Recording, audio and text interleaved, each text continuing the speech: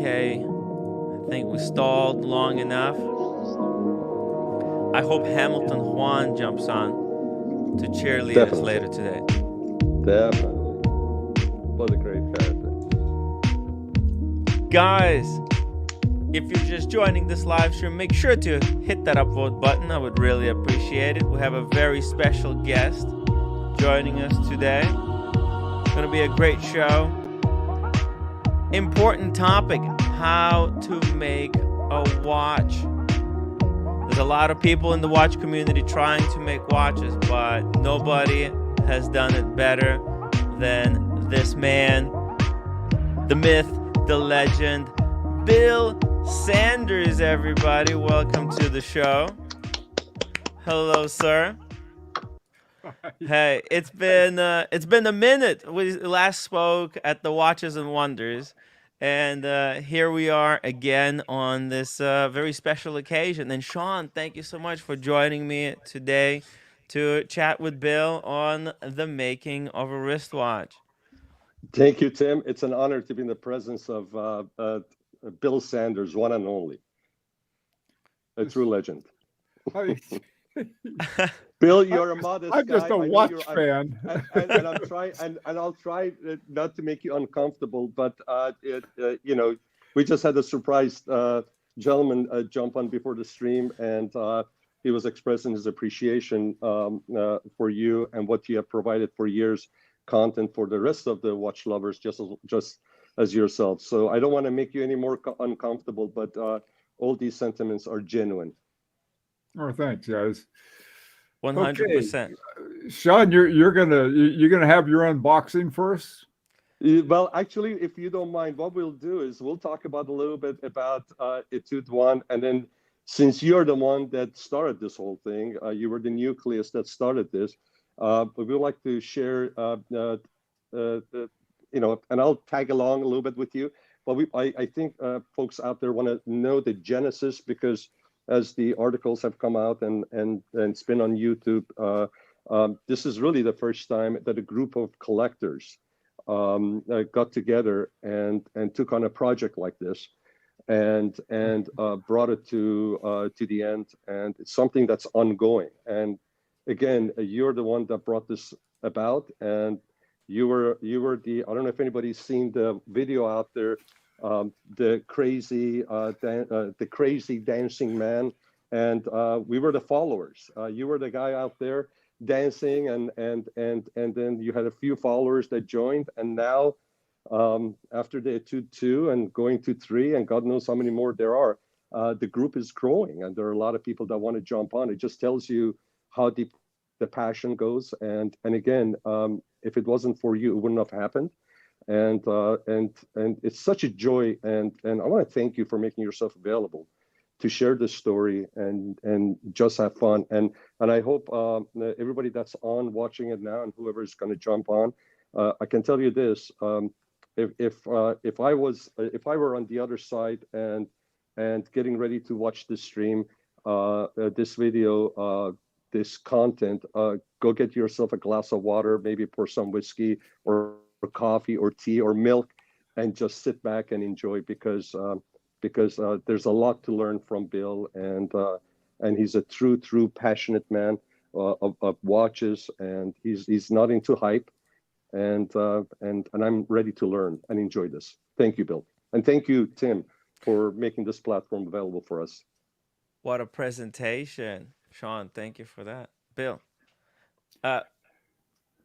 If you like, it's sort of I'll give you the story from the origins, okay? If you guys want that much. This is what's strange about it. It started with this watch, which is I gotta remember. Henry Winston, right? Harry Winston?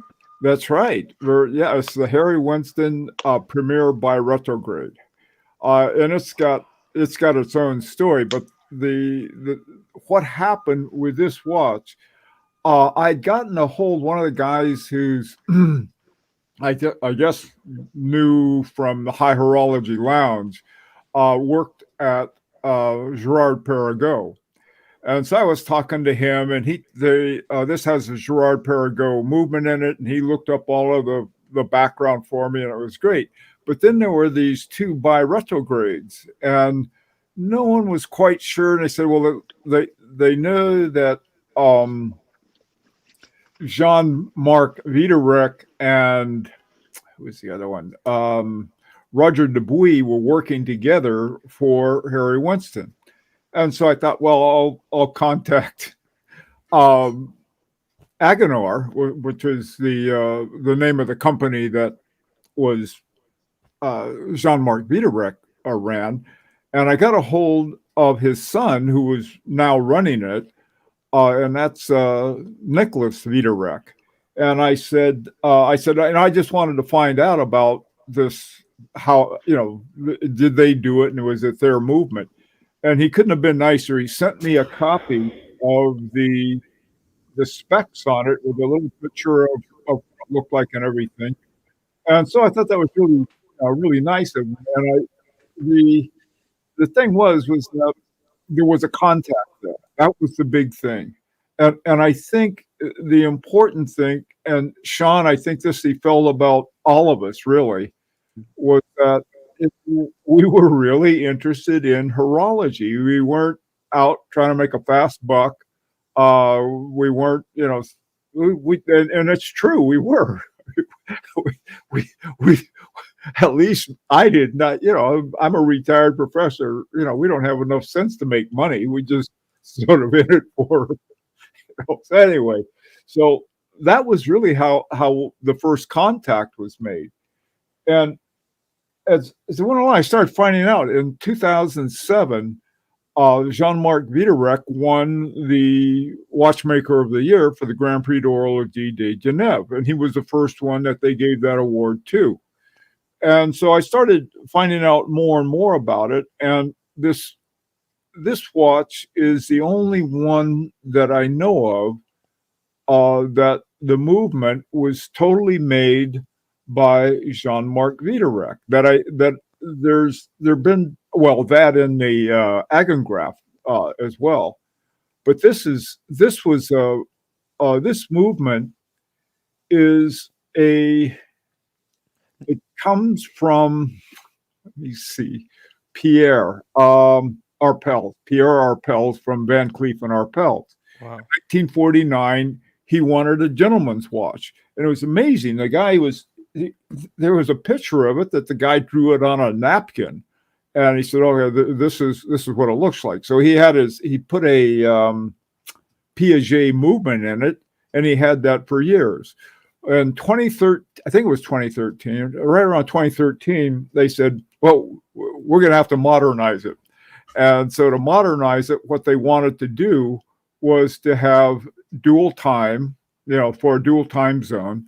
And they also wanted it automatic because the original one was wind up. So they got a hold of Jean-Paul Wiederreck, and they said, would you make a module for this so that it would be these things? We want a dual time, we want it automatic, and we want it really thin. That was another thing, that they wanted the watch very, very thin. Now, which watch is this? Second watch is this? This one right here? Yeah. This is the one that replaced the original design by Pierre Arpels. So the one that was in Harry Winston watch? Yeah. In the original, there was a Piaget. Uh-huh. And so what our Van Cleef and Arpels wanted, they say, well, just come and make a module and we'll put it on top of a Piaget. Oh, okay. And so when he took a look at it, he said, there's no way I can do all those things. See, you want it thin, yes. You want it automatic, you want dual time. And this was a watch that was just a time-only watch that they were going to put all of these things into. And so he built a movement from scratch. And what he did, he put in the dual time was that he had dual jumping hours. Mm-hmm. And then for the minute hand, he has a retrograde. And so this, this is sort of like this background. The other part of it is this one. This came a little later, and this is my Chaumet, and my Chaumet Dandy Artie. Now, I don't think they had a, who's going to buy a Dandy Artie with a patent leather? You get beat up after school for wearing something like this. Anyway, but I love this watch. It really is a wonderful watch. It's very formal, as you can see, and as a piece of jewelry, because Chaumet is a, they used to make jewelry for kings and emperors and so forth, and so they really is that part, and they put a ETA in there for the base movement, and then on top of that, there's something that's called an Agenor gear, and the Agenor gear is a gear with these little springs in the teeth, and so that there's almost no slippage, and it's the only movement and the only way you can get this is from Agenor.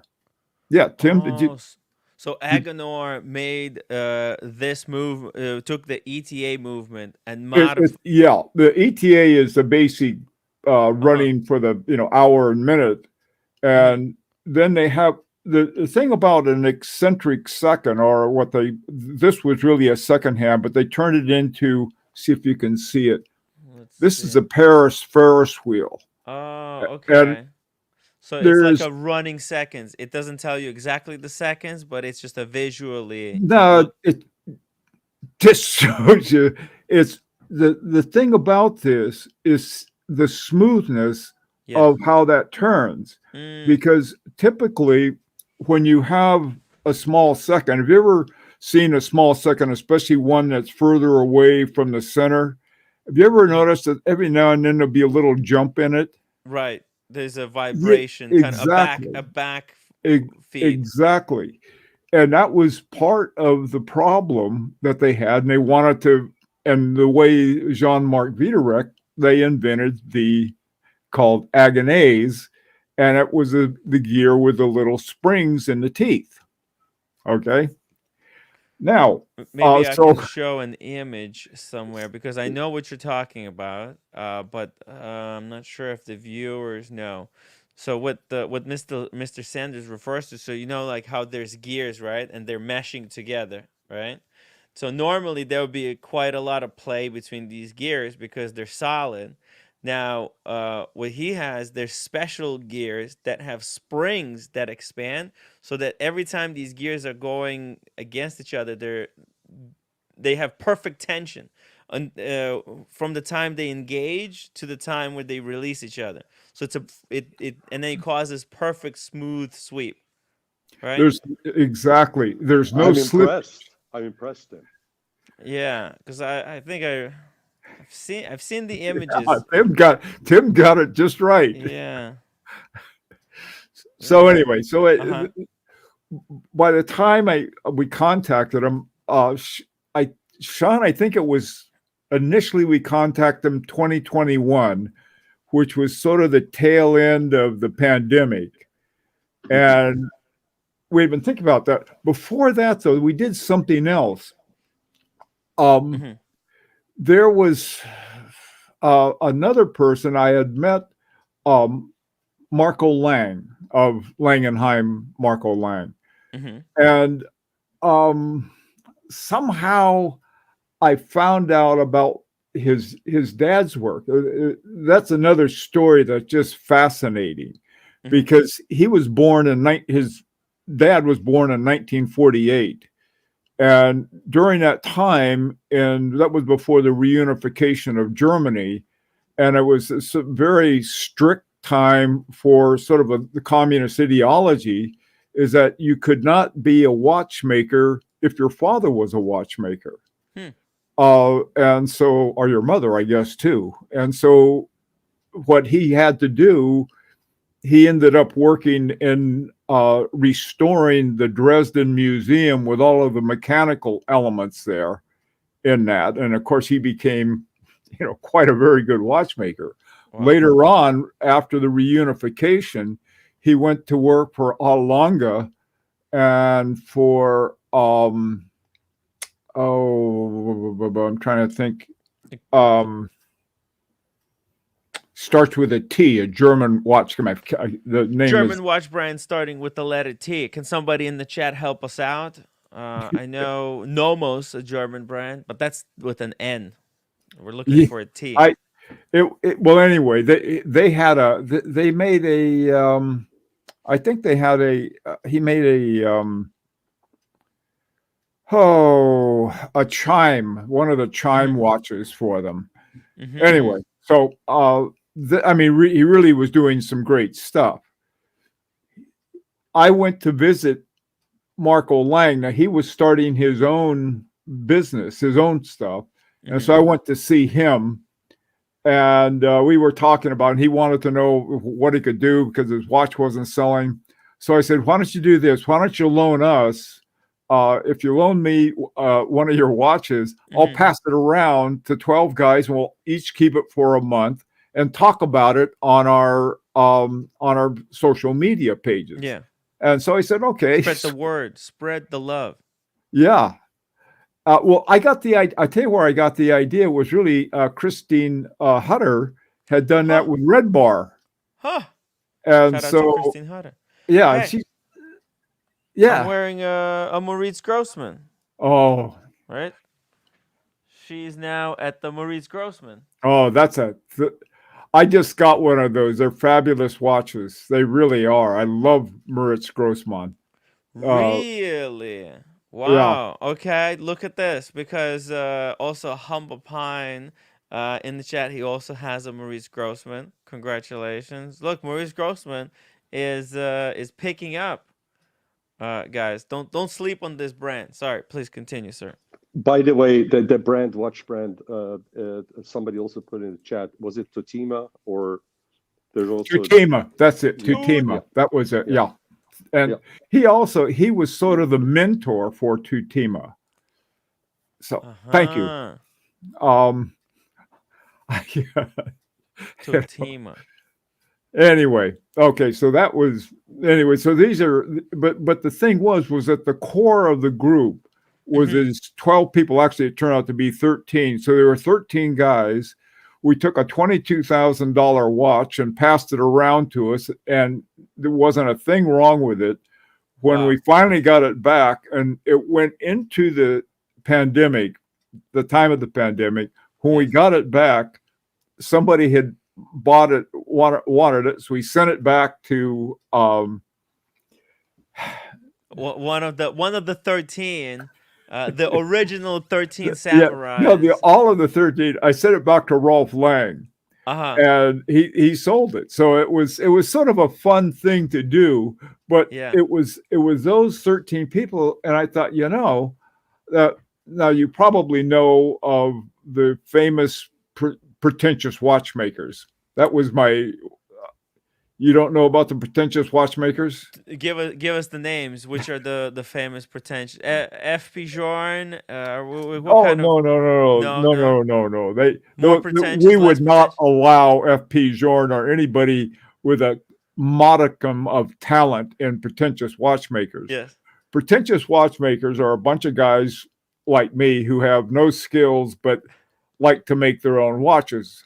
Okay, this is Okay. one of my creations. My grandkids are getting sick of watches, but other than that, what are they going to do?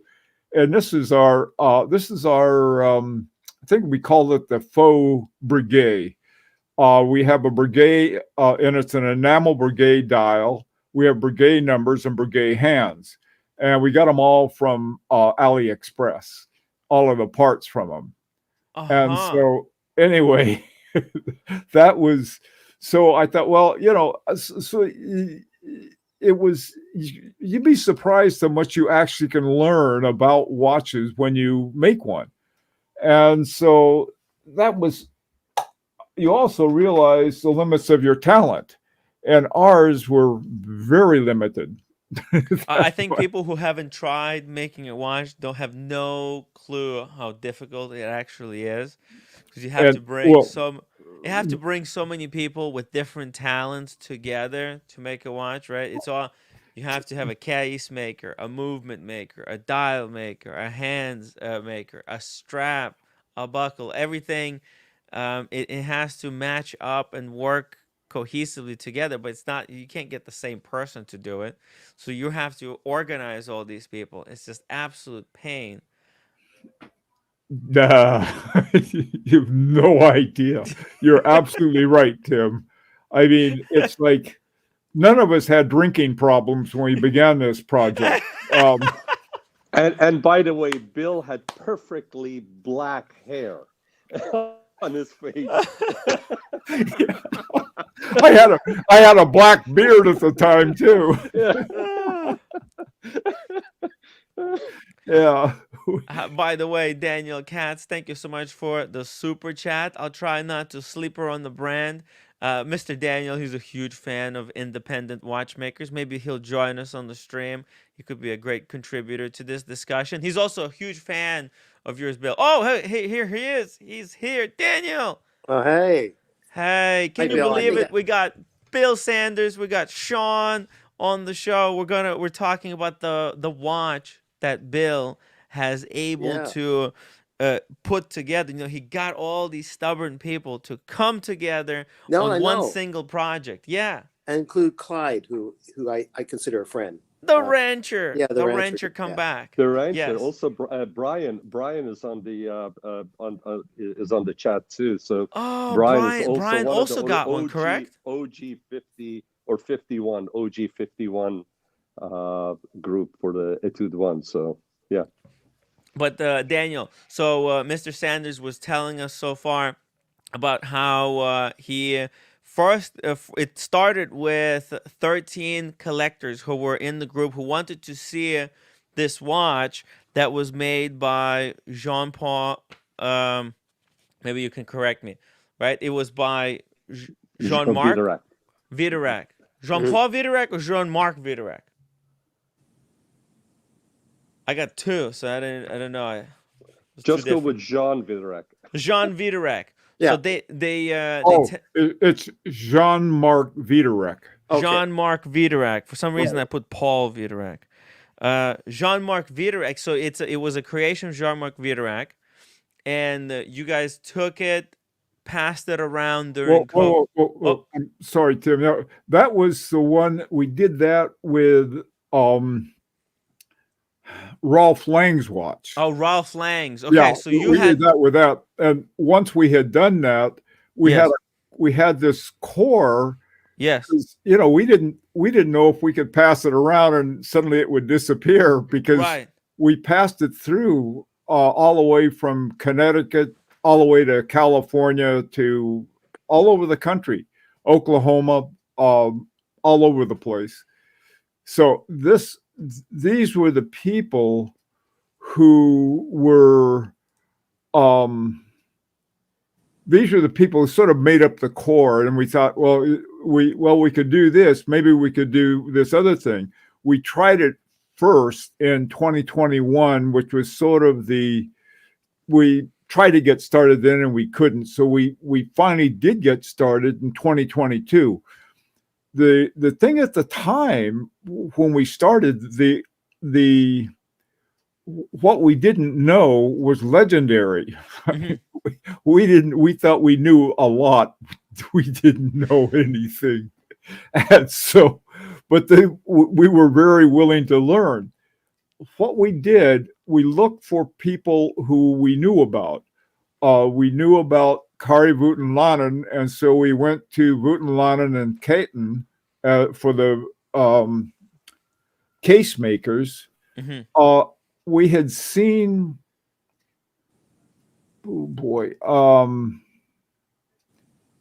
Philippe Dufour's Simplicity 37. That was it, Simplicity 37.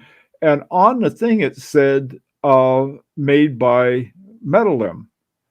And there was a little article, a very small part of an article by Philippe Dufour, and he was talking about this dial maker. I thought, well, let's go with him. Let's go with him. And that was pretty much how we made the decisions. And he was also talking about why he preferred lacquer over enamel on the dial.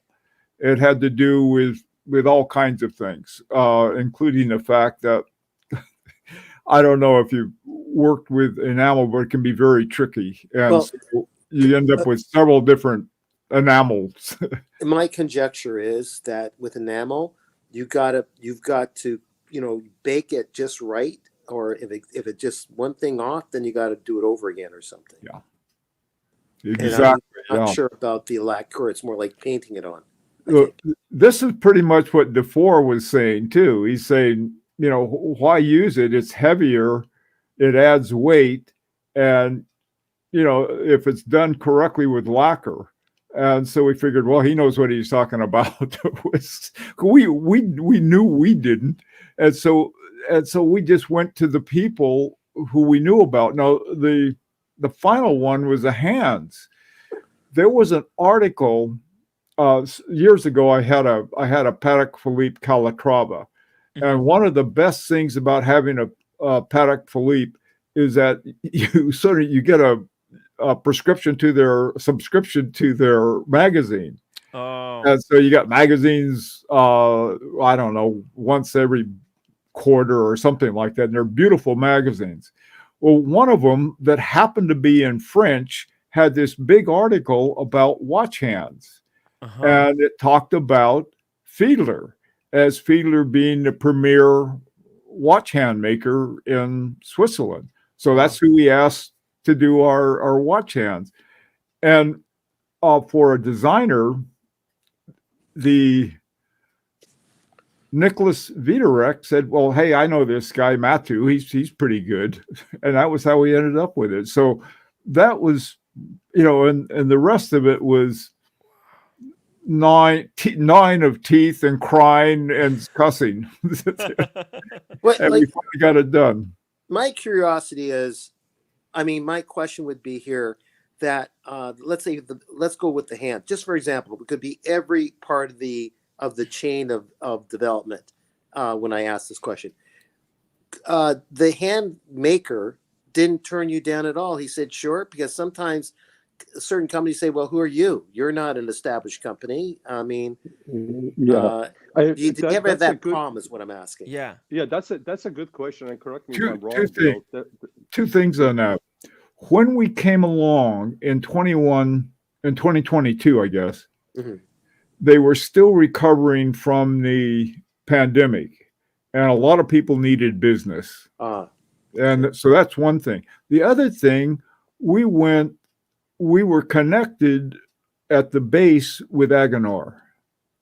And so we had those two things. And so this time around, on our second one, Sean, are you listening?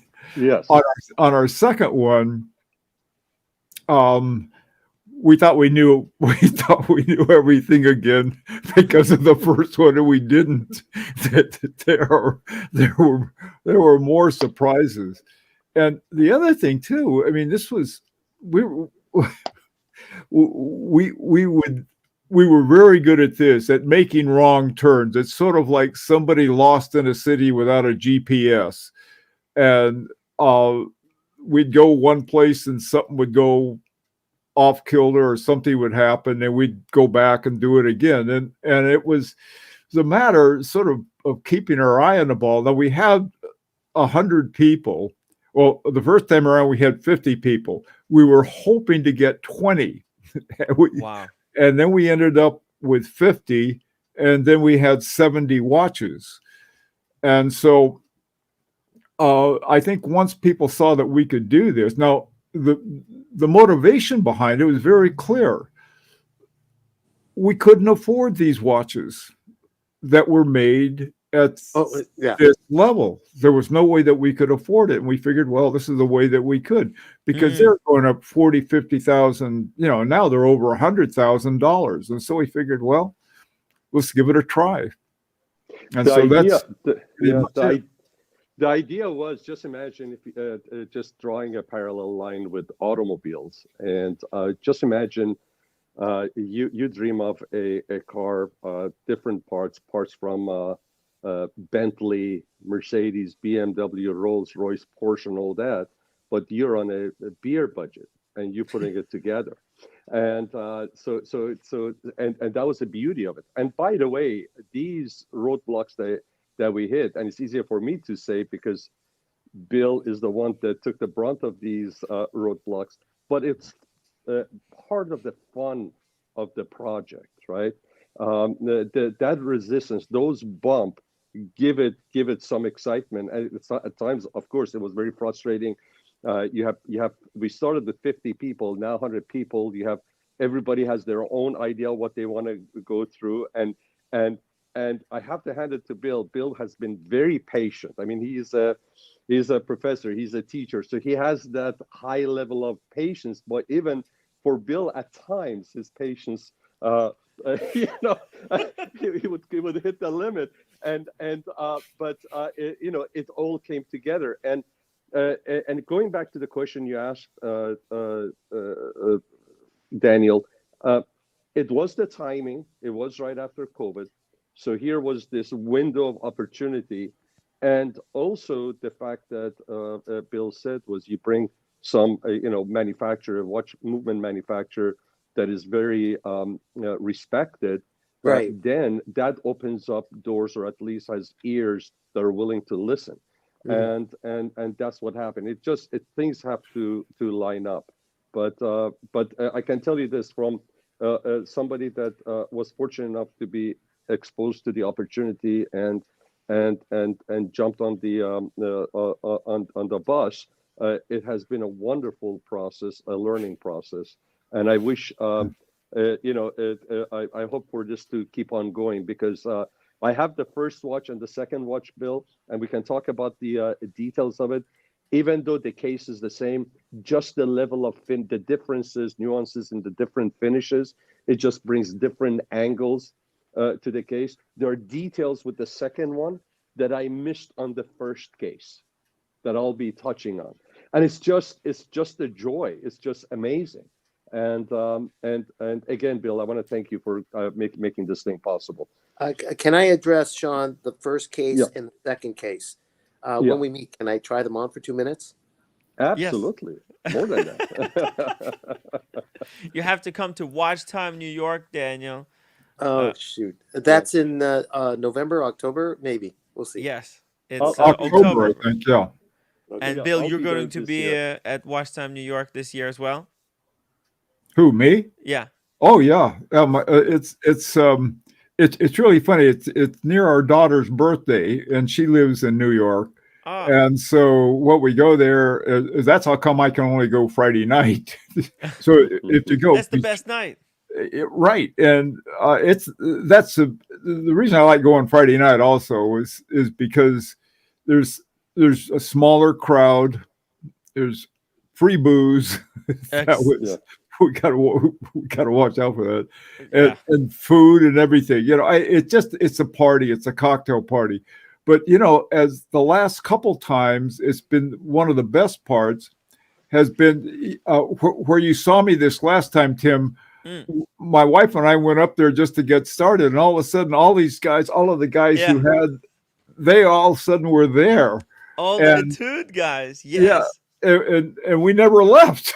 I didn't get to see most of the show. You didn't even watch. So cool. You didn't even see the watches. Just keep going, tussling in that upper area. Right. We were in the loft up there, but all of the independents were there. A lot of the independents. Yes. I got to meet and talk with Vianney Halter. Oh, wow. I had made he had just come out with a resonance watch. And so I had done, as part of Pretentious Watchmaker, I had made a resonance. I had taken two ETAs, and one of the guys, Sean, who's part of our group named Dominic, I don't know if you know him or not, but his son, he's a metal worker in Brooklyn. He made this wonderful table, and I was able to put in these two ETA 6498 clones from China that I got. and then was able to put them together, and they entered into resonance. And it was, and so I was showing that to Vianney Halter, and he goes, "Wow, that was yours worked too." I said, That's fun. That's a thanks for that. so that was, I mean, that was That's up in the amazing. loft. And Yeah. then with Christine Hutter, I was working on another, yeah. I love the hamatic that she has.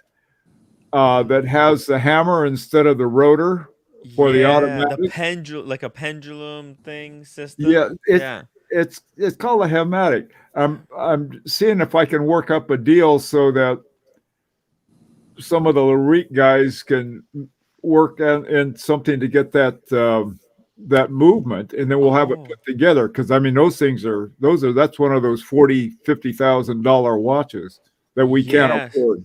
How much do you think would you guys be able to, what kind of a deal could you work out to get She yourself a told movement? me that Uh-huh. maybe in 3 years we could.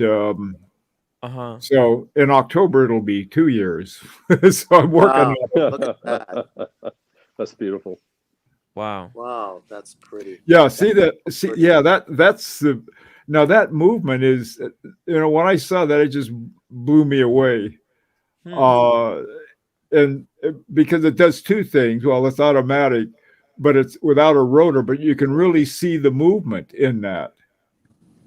Yes, you could see it, like the gear train. You could see it visually how the the swing gets transformed into the power reserve. It's a very, very interesting movement. Maurice Grossman, it's a serious brand, guys. I wouldn't be sleeping on it, especially if you can get it at a really nice discount. How was servicing that, Bill? Do you know? Like that, it's so different. I Hmm. guess you just got to. Well, no, that's a good question. I wish there were a good answer for it. Yeah. Right now, we've I Agenor sort of made it pretty clear that they weren't going to be in the business of doing service. Okay. Hmm. In fact, I think that's why they weren't a watchmaker. Now, things have changed a little. One of the things, um, there's a group called MADE, MADE, or Mm. it's M period A period D apostrophe E, MADE. Mhm. Hmm. What they do is that they're doing the assembly of the watch. Okay, now Agenor is doing the assembly of the movement, and so I don't know. You talk to people, and I don't know. One thing Sean didn't say. I'm a terrific liar, so I can go in and say, "Well, we got all these guys. We're going to make you guys a star if you if you do the service for it." I don't know what we're going to do, Serdy.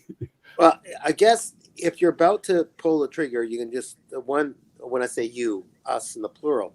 If I was interested, I'll say me. If I was interested, it just takes a little bit of search and googling and talking to colleagues, and you find the people that can service this thing. That's all, I guess. Yeah, I And think what we'd probably do is talk to Agenor, and they would know who would yeah, have us to do it. Right now, there were a couple stumbles, coming out the door, and they fixed those for us.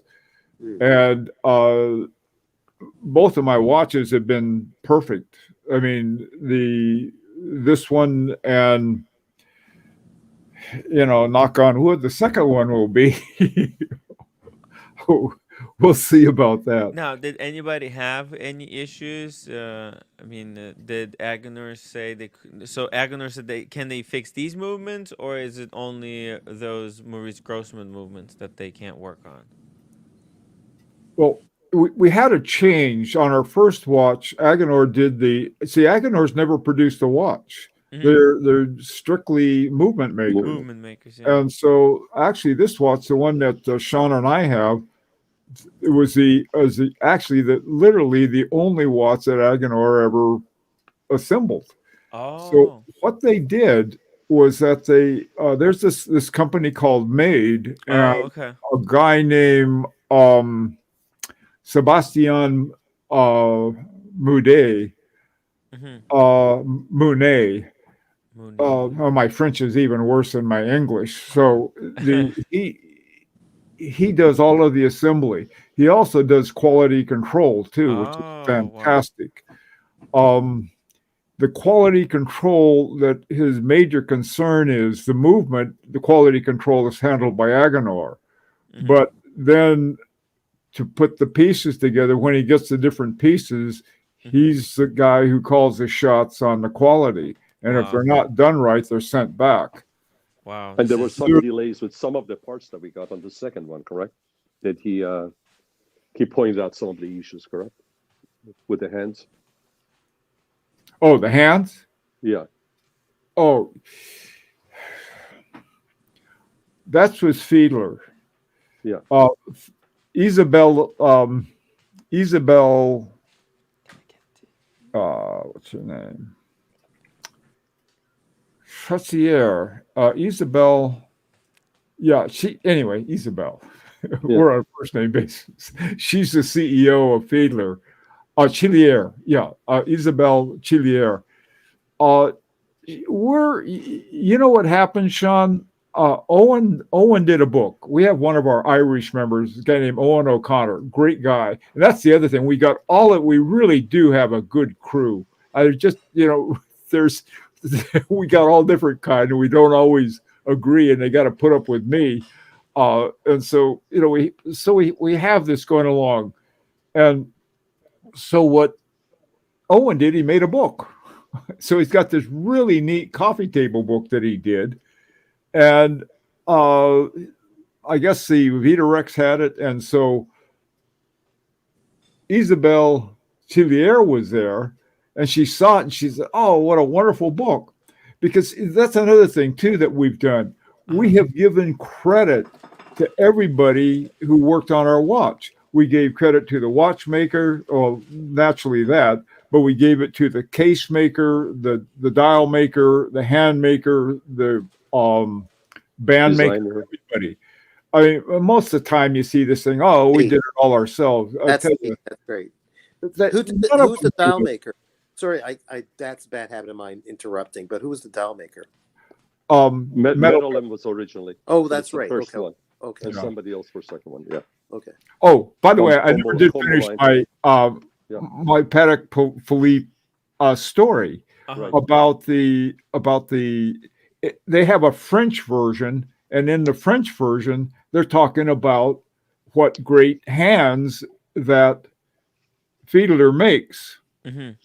Why would they do that?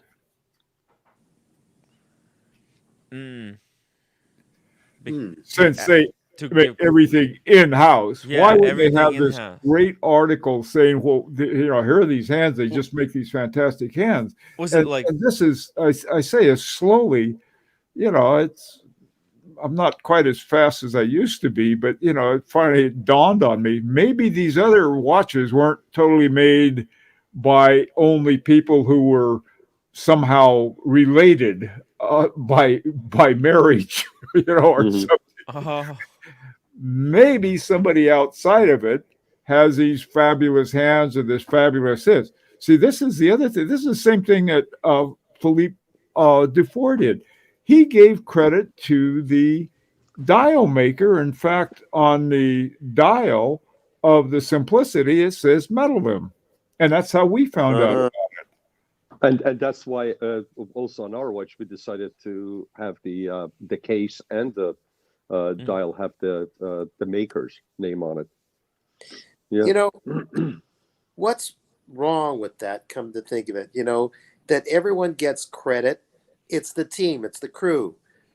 Maybe I'll use the football team, and not that anyone watches sports. I don't follow sports, but the Buffalo Bills, all the guys that are involved, the crew, the coaches, the trainers, makes this thing that everyone's proud of. So the same thing should be with watches, and everyone should get credit for Yes, that. in a way, this whole movement towards everything being in house is not Ex- very healthy for watches, right? Because it encourages that everything is made by one company, and but the beauty of buying it from different people is that there's competition. There might be better stuff if you just make it. For example, like AP, the Royal Oaks, before they were in house, they were thinner. Now with the new in house movement, they're thicker. What the hell? It's a step Okay. back. Anyway, sorry. The way I'd look at it is, if you want to call it competition, just say our collaboration Yeah, is a this is better a call, quality collaboration than your collaboration. It's an and in-house collaboration. this is also a different way to experience the hobby, right? Yeah. Because you know most people experience this hobby by just walking into a watch store, seeing what's available, maybe going on a little journey yeah. to build up a purchase history, right? And then they get the watches that they really want. But to make a watch from scratch, you know, by studying other watchmakers, like you guys had to be interested enough in Philip Dufour Simplicity 27 to even think up to go and look and study who made it, and then contacting these people to bring together. This is like Yeah. one of the highest levels in this hobby, I believe. Well, in the 80s, I recall, Hmm. the word manufacturer was Hmm. really brought a lot of cred to the watch that you were wearing.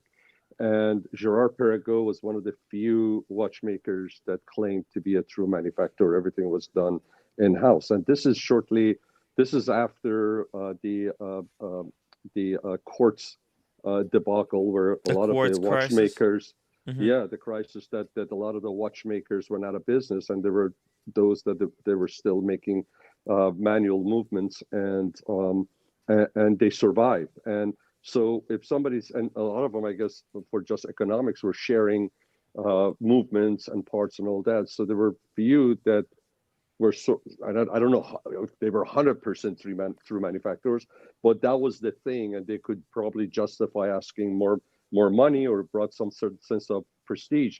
And I remember when Rolex finally came out under Daytona, when they came up with their new movement, and all of a sudden the two registers on the 3 and 9 moved upward a little bit, and all of a sudden, whenever you looked at the Daytona, you would look to see if those two registers lined up, or they were above the 3 and 9. And if they were, oh, that's a Rolex movement. So there was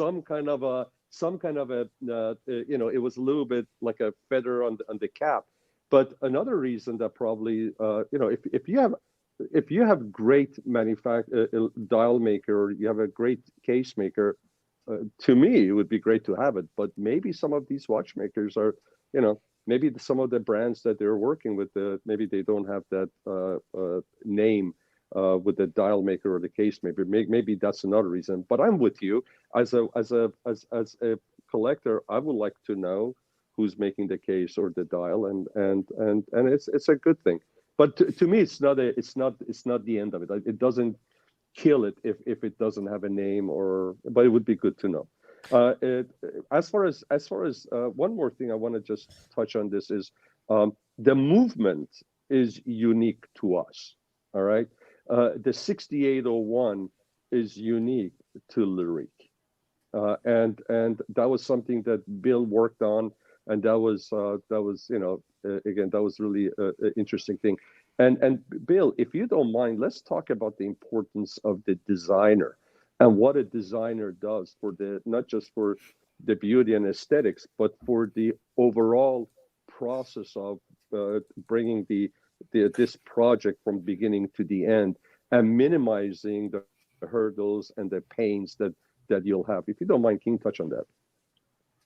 Yeah, you're right. Let me mention one more thing that you were just talking about in terms of giving credit.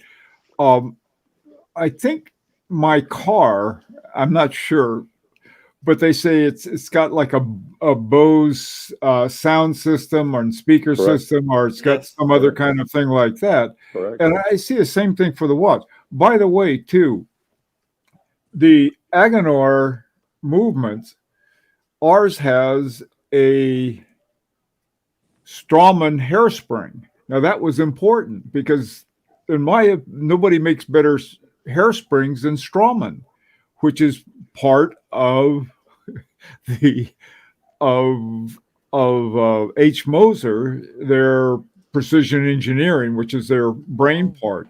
But that to me, it turns out that in an interview I had with Edward Malon, he was telling me is that, what they make 2,000 or 3,000 watches a year, and they make 60, 70,000 Strawman hairsprings. And so MB&F use them, and so does Kari Voutilainen, and so do we. And so it's sort of like, hey, we got a Bose speaker, we got a Strawman hairspring. And so I think it's sort of a good thing to do that. The other thing is that, of course, we have one of those fancy gears. We have our second gear is done with, it's the Agenay's gearing on that. Anyway, though, Sean, I'm sorry, I didn't mean to get off track of your question. The role of the designer. The role of the designer, that is crucial, and especially in so many different ways. In terms of project management, we have to have somebody who goes between all of these different parts, and that we can't do it. I'm not there, and who would I know who to talk to? And that's another thing too. I think it's very important for anybody to understand Swiss watchmaking. It's very much a lot of who you know. And you got to know so-and-so and so-and-so knows so-and-so. And if they're doing this for them, they'll listen to them. And so you have that going on. Now, that's true with any organization. You're going to have that. The informal organization, and especially almost like a watchmaking subculture in Geneva, everyone knows everyone. And with Voutilainen and Caton, they're out in, oh boy, I'm trying to think.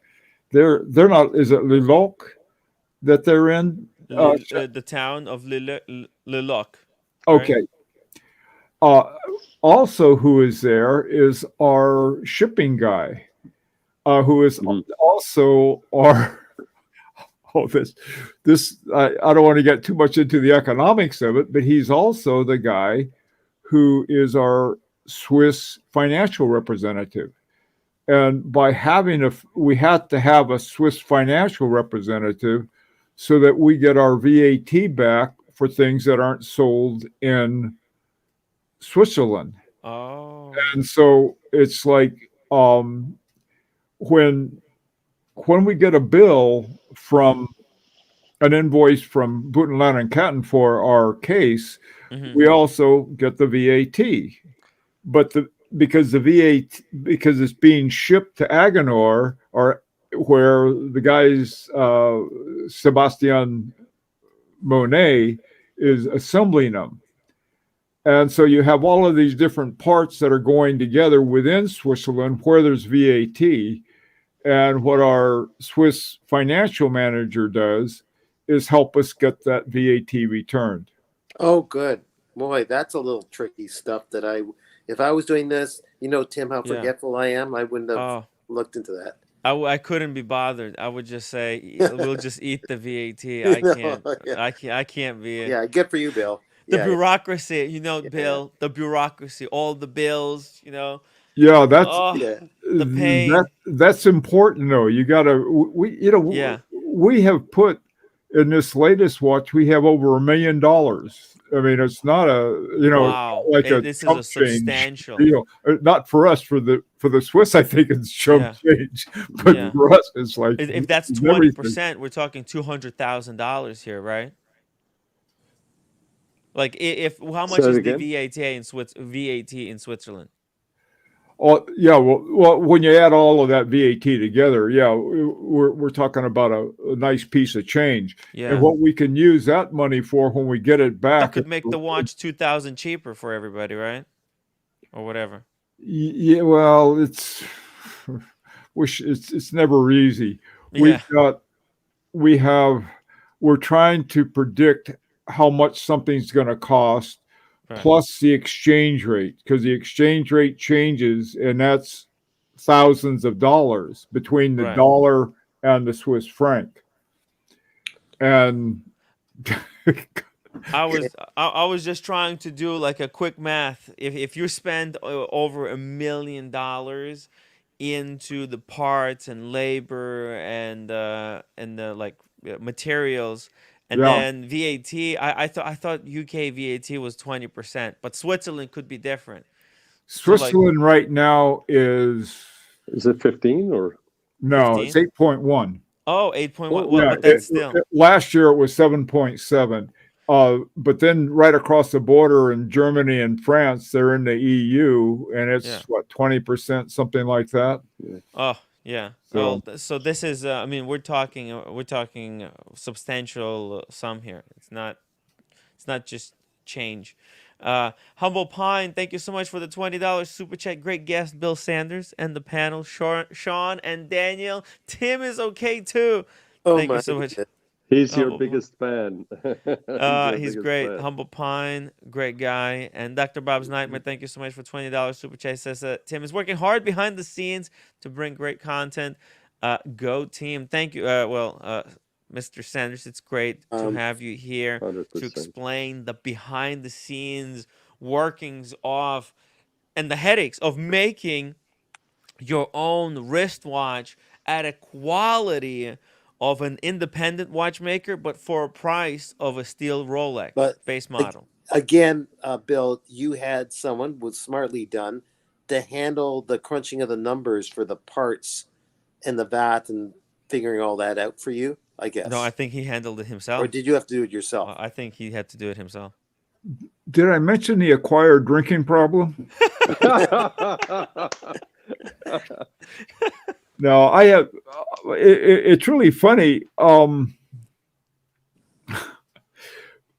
the last 20 years, I was in academia. I was teaching primarily programming, internet programming, and I got into lambda calculus and I that kind of stuff. Before that, though, I was largely doing, in my first 25 years, it was in sociology and criminology. And so the background in sociology really helped for understanding how, what was going on organizationally. And I had my own publishing company too. And so I knew something about, the business end and dealing with all, you deal with all of these different parts. When I got into publishing, it was like getting into watchmaking. I thought I knew a lot. I didn't. But anyway, I learned a lot. And about small business, about how to survive. We have no marketing because it would be redundant for us. Gotcha. Okay. We all get together ahead of time. Going back to Sean's point about what a designer does. Now, see, our designer sort of got stuck with being on-site project manager. Mm-hmm. So he sort of has double duty. One of his designs won a grand prize last year in 2023. And so he's really good. GPHG? Yeah, GPHG. Wow. Yeah, he won one of the GPHG prizes for an innovation prize or something like that. Mm. But one thing, in writing programs and doing programming and creating something like somebody as a client wants a website or something like that, and most of the stuff I did was back end stuff. I'm no designer. And the designer would come up, and the designer would have something put in and a lot of heavy weights that would not do too well as far as the internet was concerned. So you ended up with a really slow thing. And so the designers had to understand sort of what was involved in certain aspects of it. Now, the designer might want to go out and do something really wild, and that's say, well, it would cost a little more. Well, a little more can sometimes be a lot more. And you just have to sort of weigh things. At the same time, we have a great deal of respect for our designer, and so we listen to him. And the one you have pictured there, Tim, is a perfect example of something he designed with sort of the teardrop belt that goes around the top and bottom, Mm-hmm. and how it sort of ends up with teardrops. That's an original design. Yeah, exactly. Yeah, like right here. And it's actually more visible on the second piece, on the 2.2, just because of the different finishes. So we'll show that. Yeah. Oh, but this now, how did he come up with this design? Was this something that was suggested to him? Was this like teardrop Corn de lugs vache. It's a corn de vache. inspired, corn de vache inspired? Yeah. And was this something like the group debated? Do you guys think like a teardrop lugs would be good for a watch as a Bill group? speak to that, but he took some aspiration. Actually, he took some aspiration from on the automotive side too. Bill, if you want to touch on that. Oh yeah. I'll tell you another little background on that too. Are you familiar with Ophion? Ophion watches? Yes, I am. Great guys. They really are. They're Spain, aren't they? I forgot where they're from. I think they're Spanish. Yeah. Yeah. Their first watch, their case was made by Ophion. I mean, by Booten, Lannon and Catton. And so I thought, the term that Sean used is the correct one. I call them teardrop. And so I said, well, we'll get that. And so that was the idea. Maybe they have one, we can just put ours in. And of course, that's not how it worked out, but it was sort of some of those things sort of following at least somewhat of a known path. Interesting. So you guys go from here. You have a designer.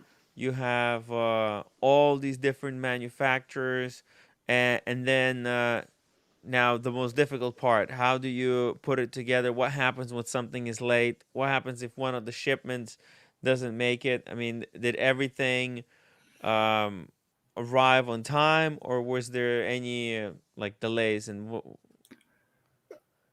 that always happens. I just, right now, it's just, normal watchmaking. As a watch collector, what I get at the end of the day is that I get a watch. Okay. Yes. Just go down to the watch store and up pops a watch. What happens though, in the process of it, we don't see. We have no idea what's going on. And perhaps if I knew, I wouldn't have got together with this. All of those things happen. And there's, at some point, this is why the coordination role of the designer is so important, because we start with the movement. The movement is key to that. That's my view. Everything starts and ends with the movement, as far as I'm concerned. I know other people have other ideas, but that's fine too. And so once we get the movement, then we can get the case, because ours have to fit the case exactly. It's not, one with a bunch of spanners or anything like You're not that. gonna put yeah, right. You're not gonna put a spacer, like a plastic Yeah, not in spacer ours. that's going to It's hold the small movement in this you can big see case. it's There's no spacers there. right. Yeah, it The case right. Case is and built the to fit the movement movement. Right. are made to marry each other. Yeah. It's beautiful. And As a I matter of have fact, on the the second, on the ep22, Bill, if you want to touch on that as well, mhm. wasn't there some kind of a complication with the movement and the case? I mean, listen. The slightest changes all of a sudden can throw everything off. And I stepped away. You guys were talking about, hey, did everything come in time? Nothing, especially when you're talking about a complex project like a watch and so many players in it. You have to be ready to have patience, and you really cannot rush things. But add to that the timing, which is after COVID. Hey, listen, in our industry, we saw that, right? You saw that in the cars. We had brake pads that were on back order, not a whole car, just a brake pad that were back order. So there was a supply disruption everywhere, and then you add to it these such specialized parts manufacturers. They have individuals working for them, and these people can get COVID. These people can have a family member that gets COVID. So you just have to have a lot of patience when it comes to this stuff. And the longer you wait, the sweeter the fruit's going to be, right? And yeah, definitely there were a lot of unforeseen. But in general, you expect delays. You have to expect that. There's also the other thing related to what Sean was just saying. You're dealing with people who have other clients. You're not the only client, and some of these clients have more big dollar clients. Yeah, the big guys. There's like an order when they fulfill everybody's. We're little guys. we our designer said something really funny to us one day. We were saying, "Oh, how come they're taking so long on ours?" He said, "Well, you're not that important." It was like, "Don't be that honest with us for crying out loud." It's just like you walking into a Patek Philippe a dealer AD, and you have a $5 million portfolio with them, and then I walk in there and I ask them for a Equinox, or it's the same thing. Oh, that's a good point. I mean, but it's okay that it took longer. I don't think it took as long as it took some people to get like a really easy to get Rolex. So what would you say the timeline from like designing, then manufacturing, and then delivering? Like what would you say the time frame that it took you on the first one and the second one? Okay, the first one actually was a lot quicker, even though it was newer. It took us about a year. And this one, we're in the second year now, and we'll probably be all finished with everybody with a watch by, I'm hoping, the end of June, July. Wow. So it's moving quickly, but well, see, what's happened is that we'll take credit for it. COVID was a little bit easier to get. We were sort of Johnny on the spot when COVID came along, and we were just there, and here are these guys want something.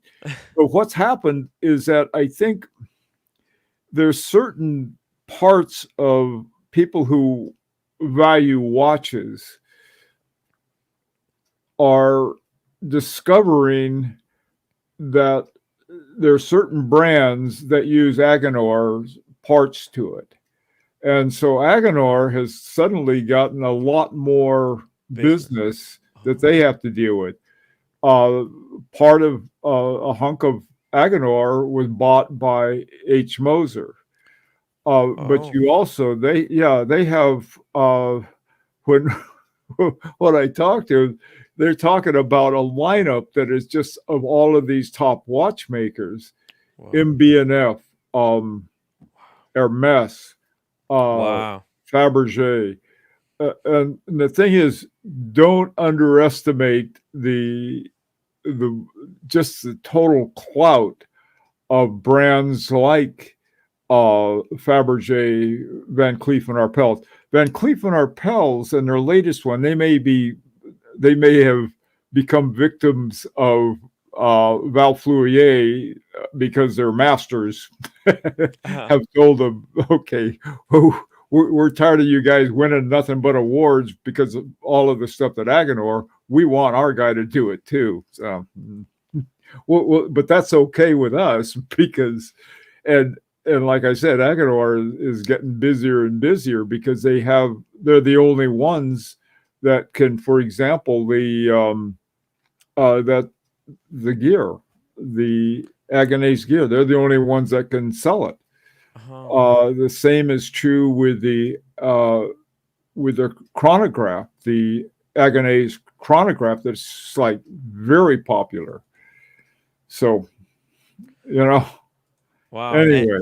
And yeah, and if they're becoming more popular, there is a sudden spike in demand by in watches, and there's a lot of these companies, high-end companies, that are looking for, and so Agenor, if they were bought a little bit by by H Moser, there's a possibility some other companies could also get in on this. So they could be very, very desirable uh, very We soon. all try to And they be good already are. friends with Yeah. Edward Malon.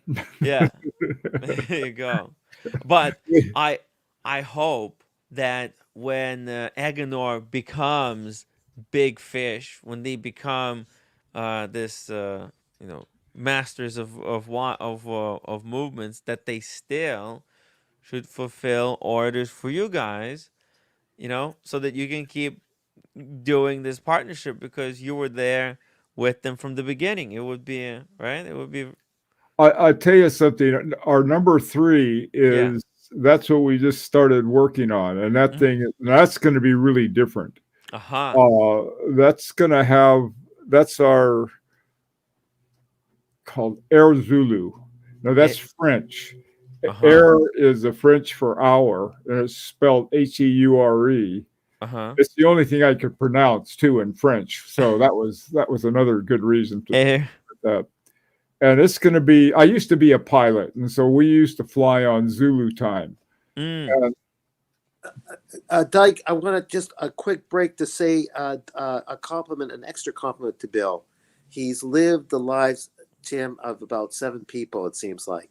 He flies a plane. He's a professor, Yes. emeritus, and digital guy, teacher, And a and watchmaker. watch enthusiast. I mean, that's pretty good. Man. Not just any watch enthusiast. I mean, Yeah. talk about it's also I'm peeling about the as onion. old as 20 guys stacked on top of each other too. Hardly. Hey, absorb the compliment, man. He's a very modest man. I said Yeah, earlier in the early part of the show, he's a modest man, and yeah. definitely what you Yeah, said is do you true. fly? Is it a Cessna? What do you fly? Is it a Cessna plane? Like you say, you fly. I'm sorry. Like you said, you're a pilot also, Bill. You fly a plane, or you could? I used to. We had.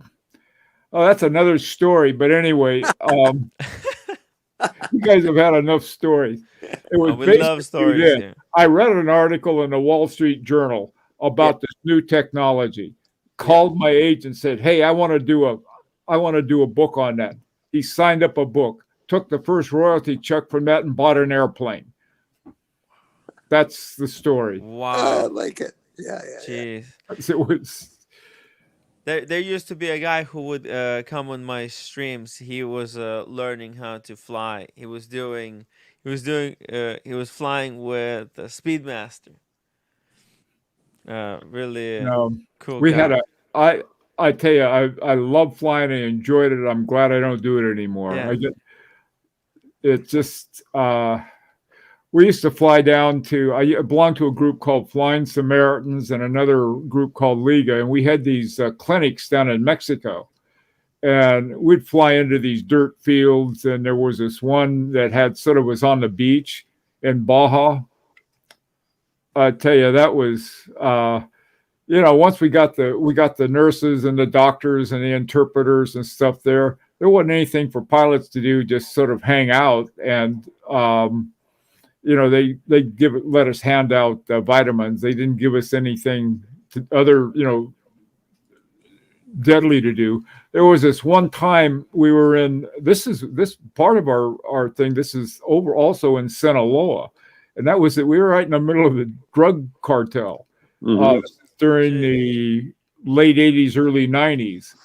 And so that was an interesting thing, but they left us alone because we were providing sort of the major medical care for that area. Like edibles or what?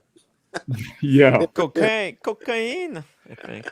No, that was, there was one of the airports we went to, one of the pilots was murdered. Jeez. And so we didn't mess with those. I mean, we were all about as straight-laced as possible. Yeah. But it was flying, my God, going into a dirt field and stuff.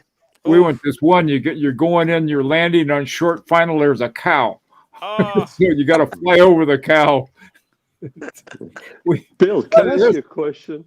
Yeah. When did you start going down the rabbit hole with watches? When did you become a watch enthusiast? When did it bite you? I don't know. I always liked watches, but I didn't collect them or anything. I had, and shortly before I retired in 2017. After 45 years, I figured it's time to retire. Wow. And so when I retired, I said I knew I was going to need a hobby. And so for some reason, I forgot what it was. I read about the Holy Trinity. I said, I'm going to get the Holy Trinity. So I went out and bought a Calatrava. So I got the Calatrava, and then someone said, well, you shouldn't wear that Calatrava very much because I was still working then. What kind of Calatrava was it? The 5196 or was it different? I don't know the number. It was an older one. It was, I didn't know anything about, I mean, I knew something about watches, but not very much. Sort of like now. You know a little bit more. How could any of us know anything with this hobby? I mean, it's just, that's what makes it interesting. There's always some new nuance to it or something 100%. new about it to learn.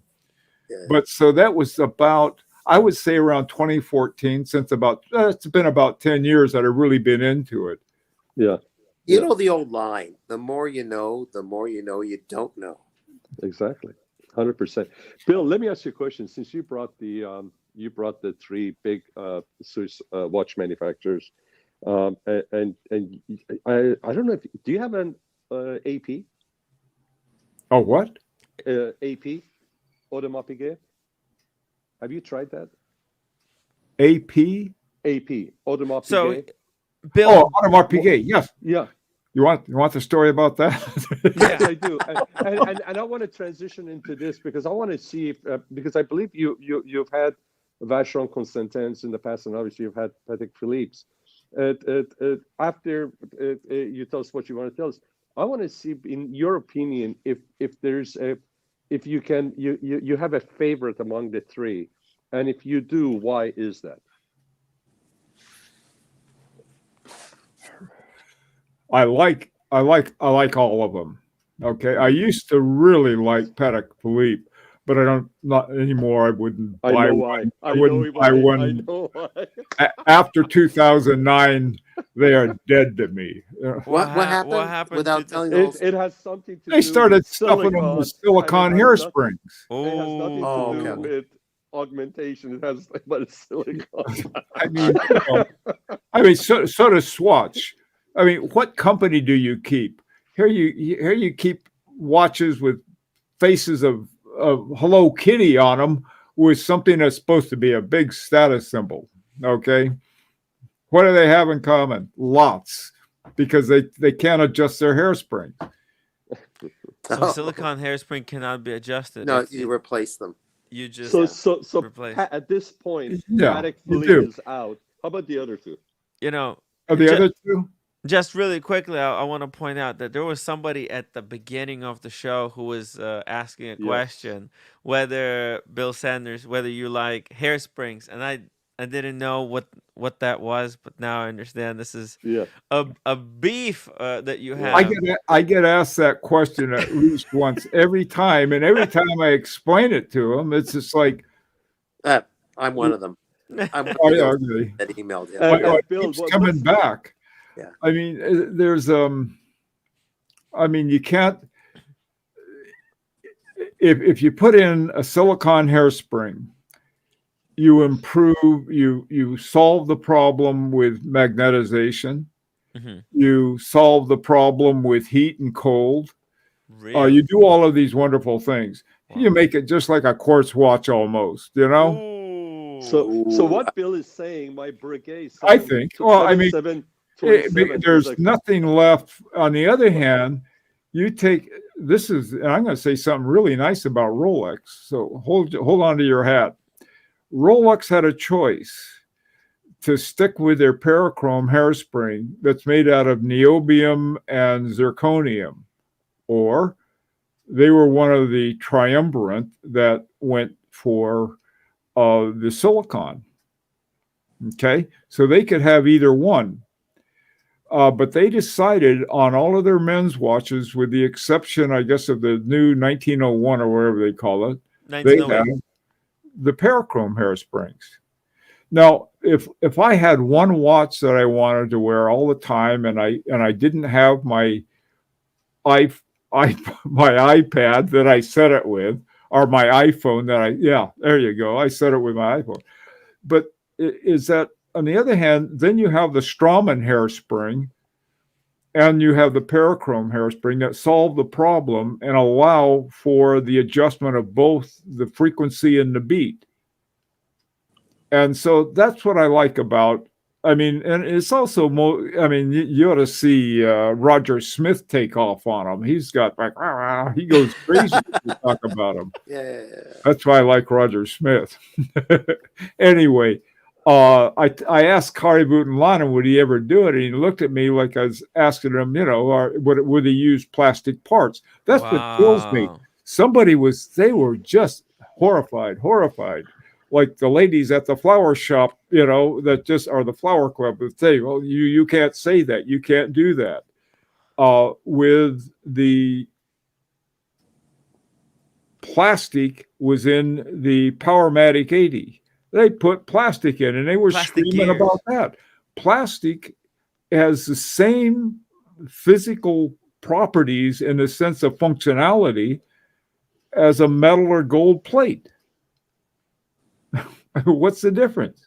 One's plastic's lighter, cheaper, all kinds of things that you can. It melts. It changes during temperature. Yeah. But you know, to me, this is my own. This is, people ask if they say, "Oh, how come you don't like it?"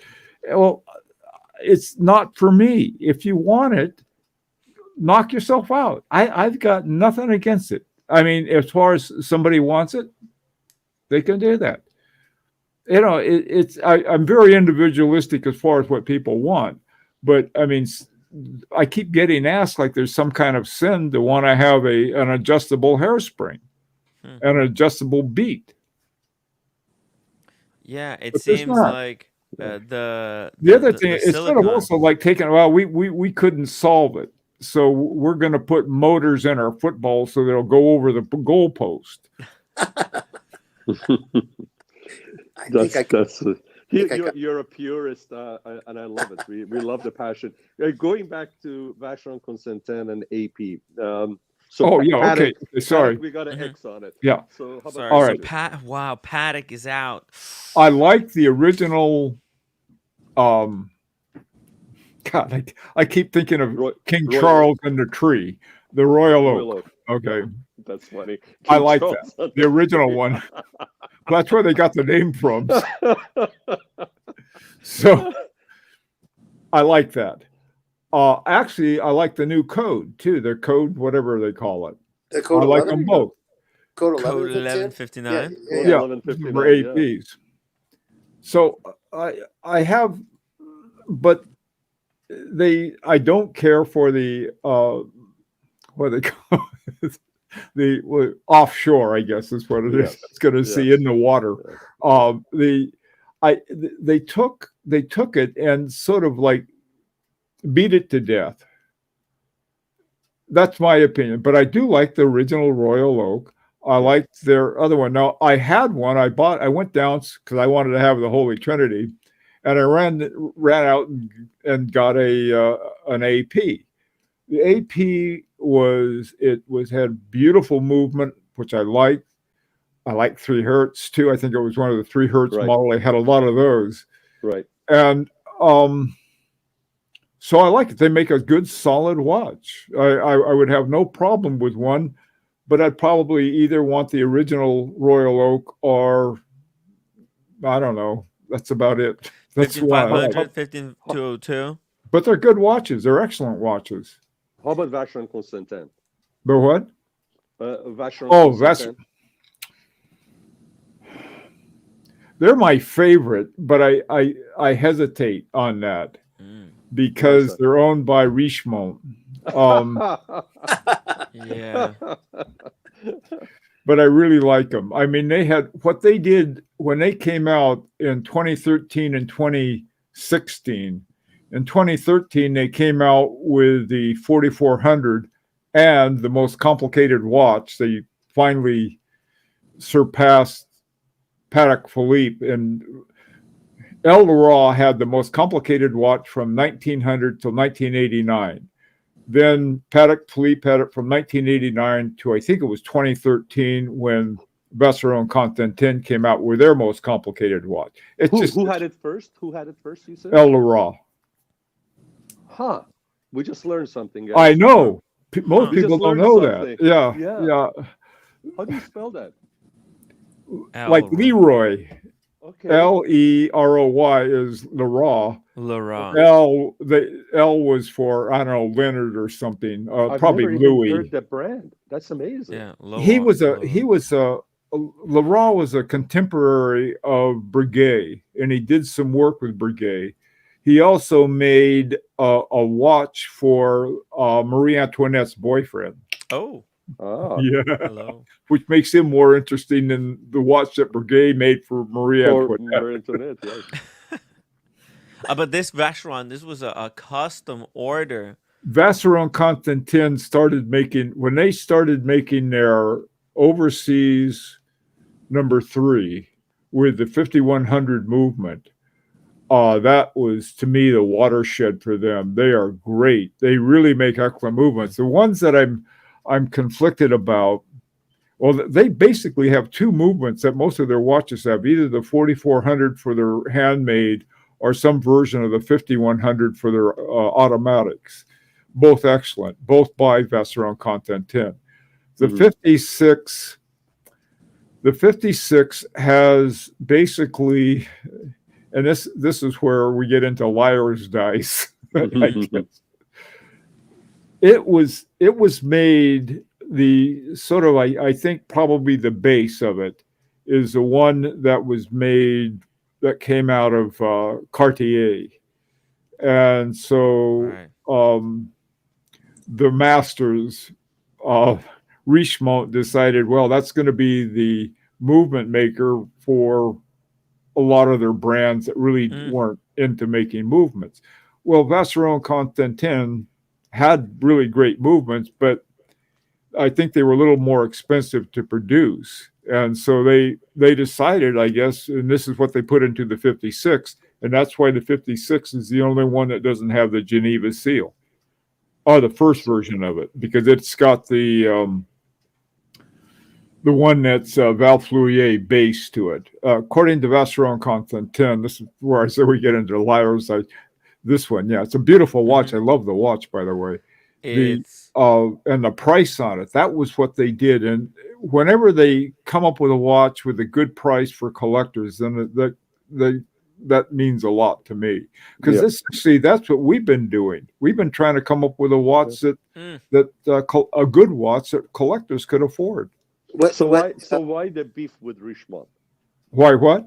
Why the beef with Richemont? Why are you putting a negative on the brand because because of you the never parent know. Can company? you trust them? Oh, Richemont. Yeah,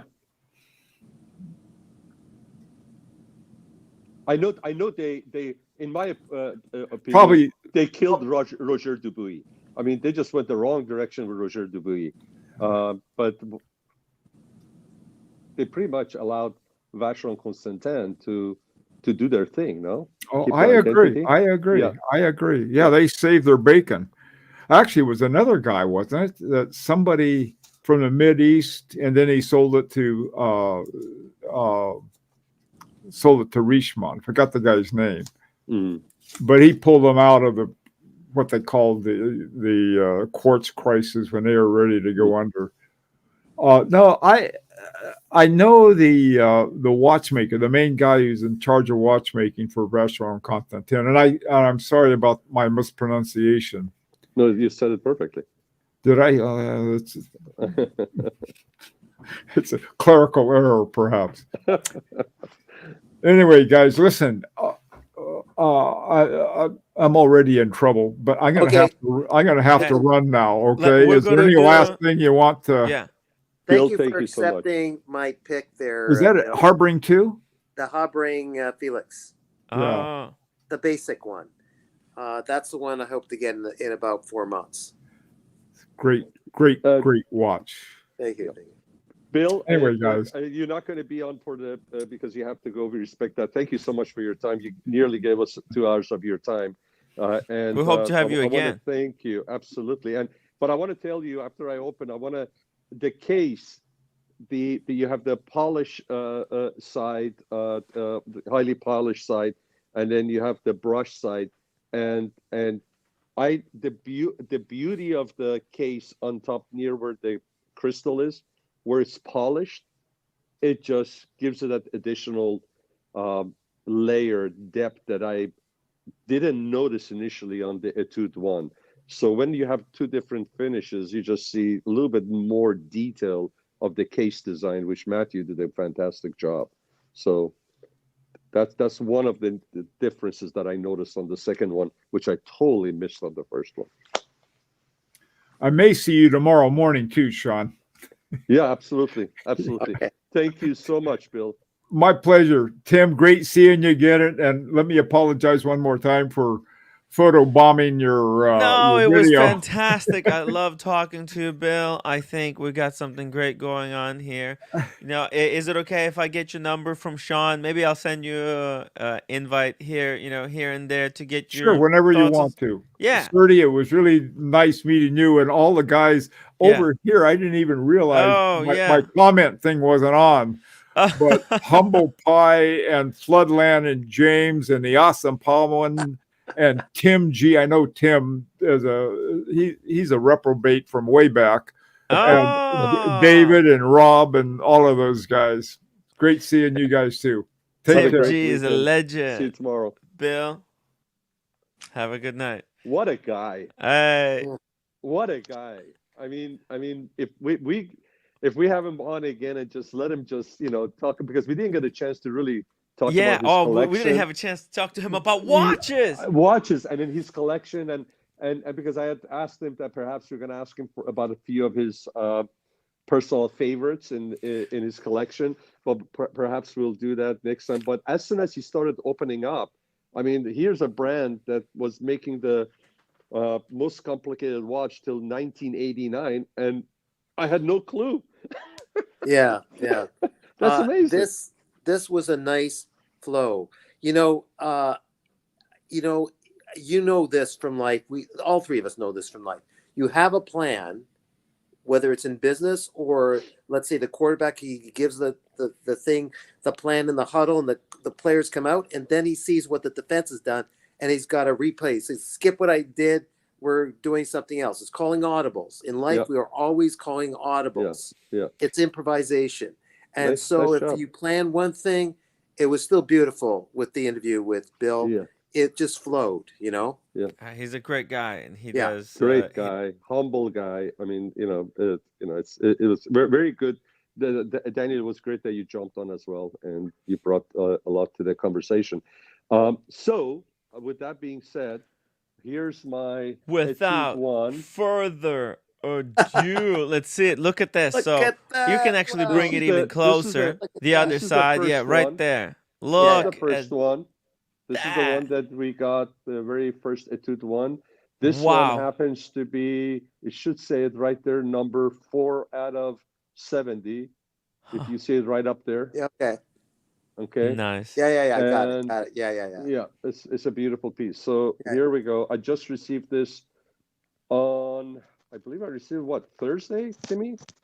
And I Yeah. said, hey, let's do a unboxing. And then I said, you know what, if I'm going to do the unboxing, why not call the guy, the guru that started all of this? And the man is so generous with his time and to share his love of watches and wristwatches and horology all together. And at first we were supposed to get together Tuesday, and my wife said, you have time during the day? And I said, I'm going to set an hour aside. I made sure I have because first he was available for Monday afternoon. I said, Monday afternoon, I got Zoom calls and all that. So and he said Tuesday, and I said, great. And then I set the time aside. And then Timmy and I were chatting this morning, and I said, you know what, let me see if he can do it today. And he made himself available. He had his afternoon. If you guys don't know, go to his YouTube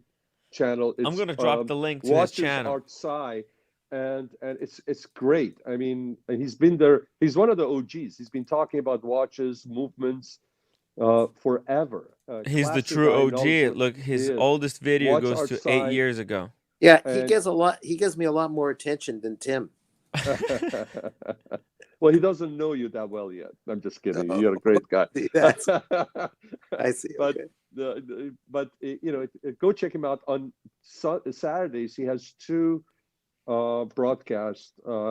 He does it in the morning, and then he does one in the afternoon. And this afternoon, he says, you know what, I'm going to have my show between 4 and 4:30. I can jump on at 5 o'clock. So that was terrific. Thank you, Bill. In case you're still listening. As he What a likes to say, legend. I think it was frying time time for him, because in the mornings when he does his show on Saturday, he goes, it's time to go fire up the stove and frying pan. I love time. that. Yeah. Yeah. So this one, the little clasp, or not the Oh, clasp. let's what do see. you call Bring it closer. Bring it The closer. pin buckle and Pin. this one is brushed versus Uh-huh. polished, as you can see. So that gives Oh, you a little bit of a clue as far as what this watch going to be like, the case going to be like, right? Mm-hmm. And We're gonna see. And this one, the dial is not metal, and so we talked about having a guilloche dial. Yes. So we did a vote. Do we do stamp? It's a lot less expensive, or we do rose engine turned handmade, basically. CNC. You mean guilloche. CNC machine? Yeah. Oh, Yeah. CNC. Yeah. Uh-huh. No, not CNC. It's Lathe. A lathe? Engine turn. Engine they call it turn, yeah. Rose Okay. Engine turn. Yeah. Okay. Rose so engine. That's what. Yeah. So that's we decided to Wow. do. Oh, who did And then it the was- Rose engine? This has Rose engine turn dial on it. It's Combo Line. Combo Line Wow. is the brand. And here, hold on. Let me tell my Combo Line. wife real text, because I told her. Let me tell her I'm going to be a few more minutes. Mm-hmm. Mm-hmm. Thank you so much, by the way, Sean, for for Suspension patience. builds. here. Yeah. This is The show, Okay. we're trying to. I try to get as much information as possible for people. So So give everybody value. Ooh, that's a nice ostrich. So this is I had this strap made at Jean Rousseau. what do you call it? Jean Jean Rousseau in Paris last Yeah. year, and I think I'm going to pay him a visit. Well, I like Mm. this strap that it's there. It's like an ostrich. Mm-hmm. So Now. I'm gonna peel this. This is my part of the unboxing. Oh, the Ooh. Oh, Oh my unstickering. goodness. so I here's gotta the do a movement. headstand The after that. official, My yes. goodness. Here, I don't know the exact. Uh-huh. I'm not into movements as Bring them obviously as closer. Bill Bring is, them closer. but there is a slight, there is a difference between the two of them as far as the movement. There's Uh-huh. been an improvement. Maybe Brian knows he can jump on Yeah. and Bring him in closer. should. You know what you can do. After the stream, you'd put them side by side like this and take a picture for me, and I'll just have it around. And then when we have Brian, I'll take a Oh, look. that's good sense. Yeah. Yeah. Yeah, this is Right. look at the Oh, you finishing on can this, bring it guys. close. Yes. Look at the finishing on Wow. this thing. It's got a very unique balance cock. Yeah, look at It this. it looks extremely advanced. How is that plate is even put This together is, like that? by the way, this is number 5 out of 100. We have one that's going to JPHG, and then the Wow. first one went to the New York Horology Society and it got auctioned off for Wow. charity. Wow. And the strap is Larique, Incredible. and Lyric. yep, That's a very, very Genève. Yeah. cool. The So strap is everything is Larique, from but who Geneva. is their collaborator on Now, the strap? oh my It's God. everything is Genève. We want it to be a Okay. true Genève Okay. Swiss made. Okay. So here it is. Wow. Wow. Applied Wow. I love it. numerals. Oh my God. Uh, It's like you guys took what you did ooh, on ouch. on the Says version 1 and stepped it up. two, Wow, that is just so lovely. isn't it? And Tim, I Uh, get to wear it for 2 minutes. Yes. So this is a watch. This is a watch that would be perfect to take to Napa. It is. It's the color of wine. Yeah, yeah. Absolutely. Cab. 2008 Promotorium. You know, then it's the color. Promontory 2008. That's It's the color. It's the color of rosé wine, named after our colleague Rosé. There you go. Or rosé. And then probably with Wow, that's a good strap Yeah. for it. Is Yeah, that the this same is- size? it is. This is the same case and everything. Mm. Because the hands are red, so I put the Oh, red stitching. I had the red stitching on this one.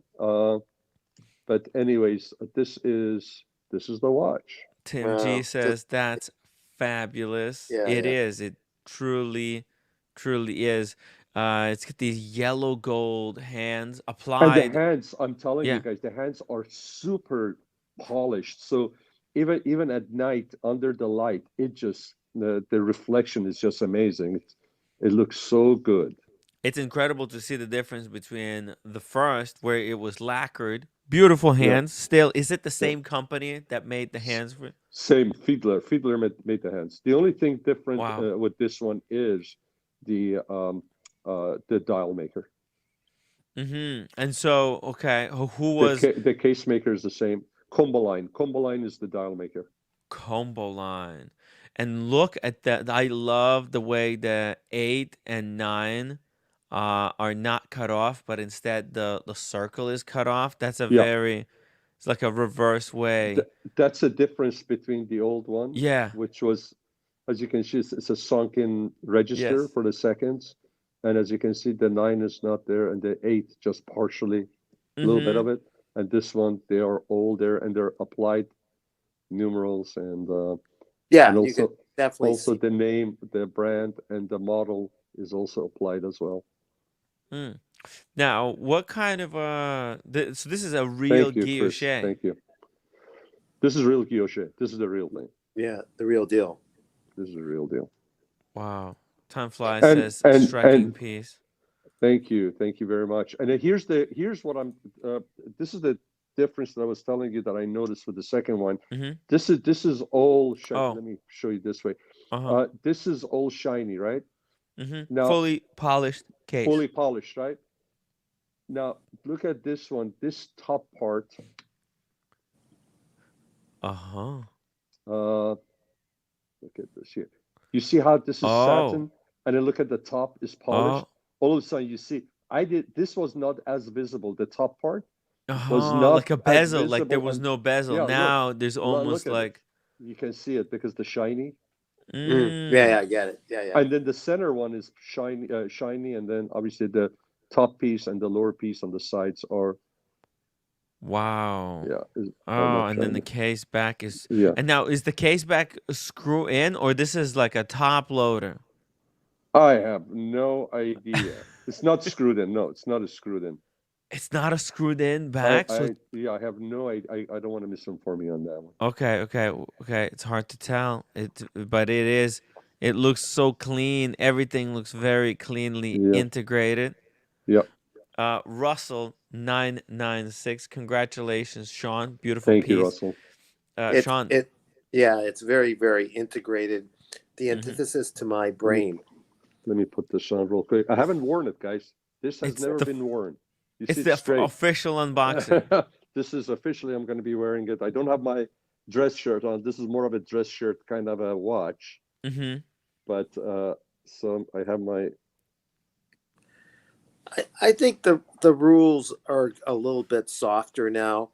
Like I'll wear one. I can see myself wearing that watch or my new Habring, wearing shorts and a t-shirt at a cafe.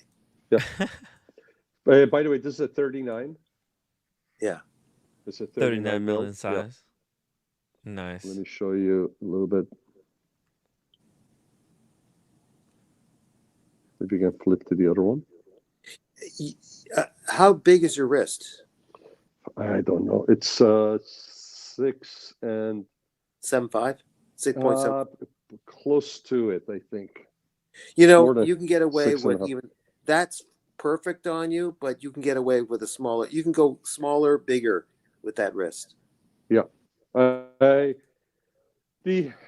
dress watches, 40 is my max. The Brigade that I have, Mhm. the one that's a shitter after talking to Bill because it's got silicone silicone parts in it because they have Yeah. the mag because without they couldn't make it because it's got the two magnets, right? No, never mind. For the Enjoy it. balance Don't wheel call to it be shitter. yeah. Yeah. So Okay. so anyways, It's different tech. yeah, as a matter of fact, when I was reading up on it before getting the watch, and after learning about Bill's take on the silicone hairspring, I was like, man, the silicone hairspring. So I'm like, because I respect him so much. But you the know watch what? had so many pluses that I said, I But don't give a shit. I'm gonna get it. And for that watch, those magnets, you have to have the silicone, otherwise they Right. wouldn't be able to make it. Exactly. But you know what? It's only, I think, a problem when watch manufacturers make a silicone hairspring while they could use regular hairspring. This is an exception because it's a really high beat movement and you need to use the silicone. And At, it's a high at beat this. movement, and it Yeah. reduces Yeah. the servicing because of there's less wear, and Mhm. also it's super accurate. If I'm not mistaken, those watches do not leave the factory unless they are -2, +5, or +3. So the accuracy is the way to go. Yeah, Wow, lovely. I there we love the way go. you do that, by the way, Sean. That's Yeah. part of your MO. It's part of your thing to do that, and I appreciate it. I'm going to do a pic. Hold on. Do that again. Okay, I just took a picture. Okay, good. Okay. So, Sean, think of it this way. We're all got a little bit of intelligence in our brains. You change gears on this. You respect what Bill said, and even Bill would say this probably. If in your lifetime something goes wrong with the hairspring, you change the hairspring. Big deal. The watch is still the great watch. Mhm. Okay? You Mhm. can't work the hairspring, he said. That's probably true. You have to change the hairspring. Big deal. And it may not even be in your lifetime. So, But what if they can't make them anymore like that? no, they will. They will. You got to Sure. think positive, Tim. Okay. Well, Hey, here, 200 years from now, yes, maybe they have something better than silicone, or you're right. If Yeah. they won't be able to make it, whereas if it was, if it was metal, then they could have made it. But no, listen, that's what makes him special. He's romantic at heart. He Yeah. look at the pieces. If you look at some of the pieces that he has, it's there's a reason. He didn't accidentally come across them, or he didn't get them because it was just a price value thing. He got them because that watch or whatever watch it was that he got had something special to offer. Um, I'm not saying it's for everybody, but it's something that you have to take notice, and you have to kind of like try to look at it from his point of view, the way he has selected and acquired his watches, and he has put his collection together. Because with somebody with that much knowledge, there are things you can learn. You don't have to necessarily follow every footstep, but it's definitely something that you can learn. If you're early on in your collection journey, you want to get as many angles, perspective as possible. It only enhances the collection that you're going to put together in the years to come, and the more enjoyment you're going to get out of them. He already spent the time, the knowledge to learn, acquire the knowledge, and he got the experience of buying the right watches and the wrong watches. And it's something to be for you to be able to learn from that. It's priceless. Yeah. It's priceless. Yeah. Yes, it's he's got a very good perspective on watch collecting. Yeah. There's so many different perspectives out there. Everybody wants to be a watch influencer, but they're very predictable. Whereas Bill, he's chartering a very unique direction here with actually, kind of getting into watches and becoming part of the industry in a way, right? I think to me, Bill is, and maybe that's what I hope with all of us. Bill is kind of a vehicle to storytelling, the bigger picture of the culture, people, and storytelling. Like his discussion of watches is really a vehicle into the whole thing about about humans, us, and our condition, and that's where the stories come in, and that's what's wonderful. Yeah, Daniel, you before you jumped on, before actually there was a little bit of delay because there was a really great gentleman that jumped on behind the scenes, so to speak, before we went live. And what's the gentleman's name? Something with Nikon. Oh, it was but he was Hamilton Juan. Hamilton Juan. Hamilton Juan jumped on the stream If you're to say, on, if he's on, jump on Hamilton because. let me drop the link.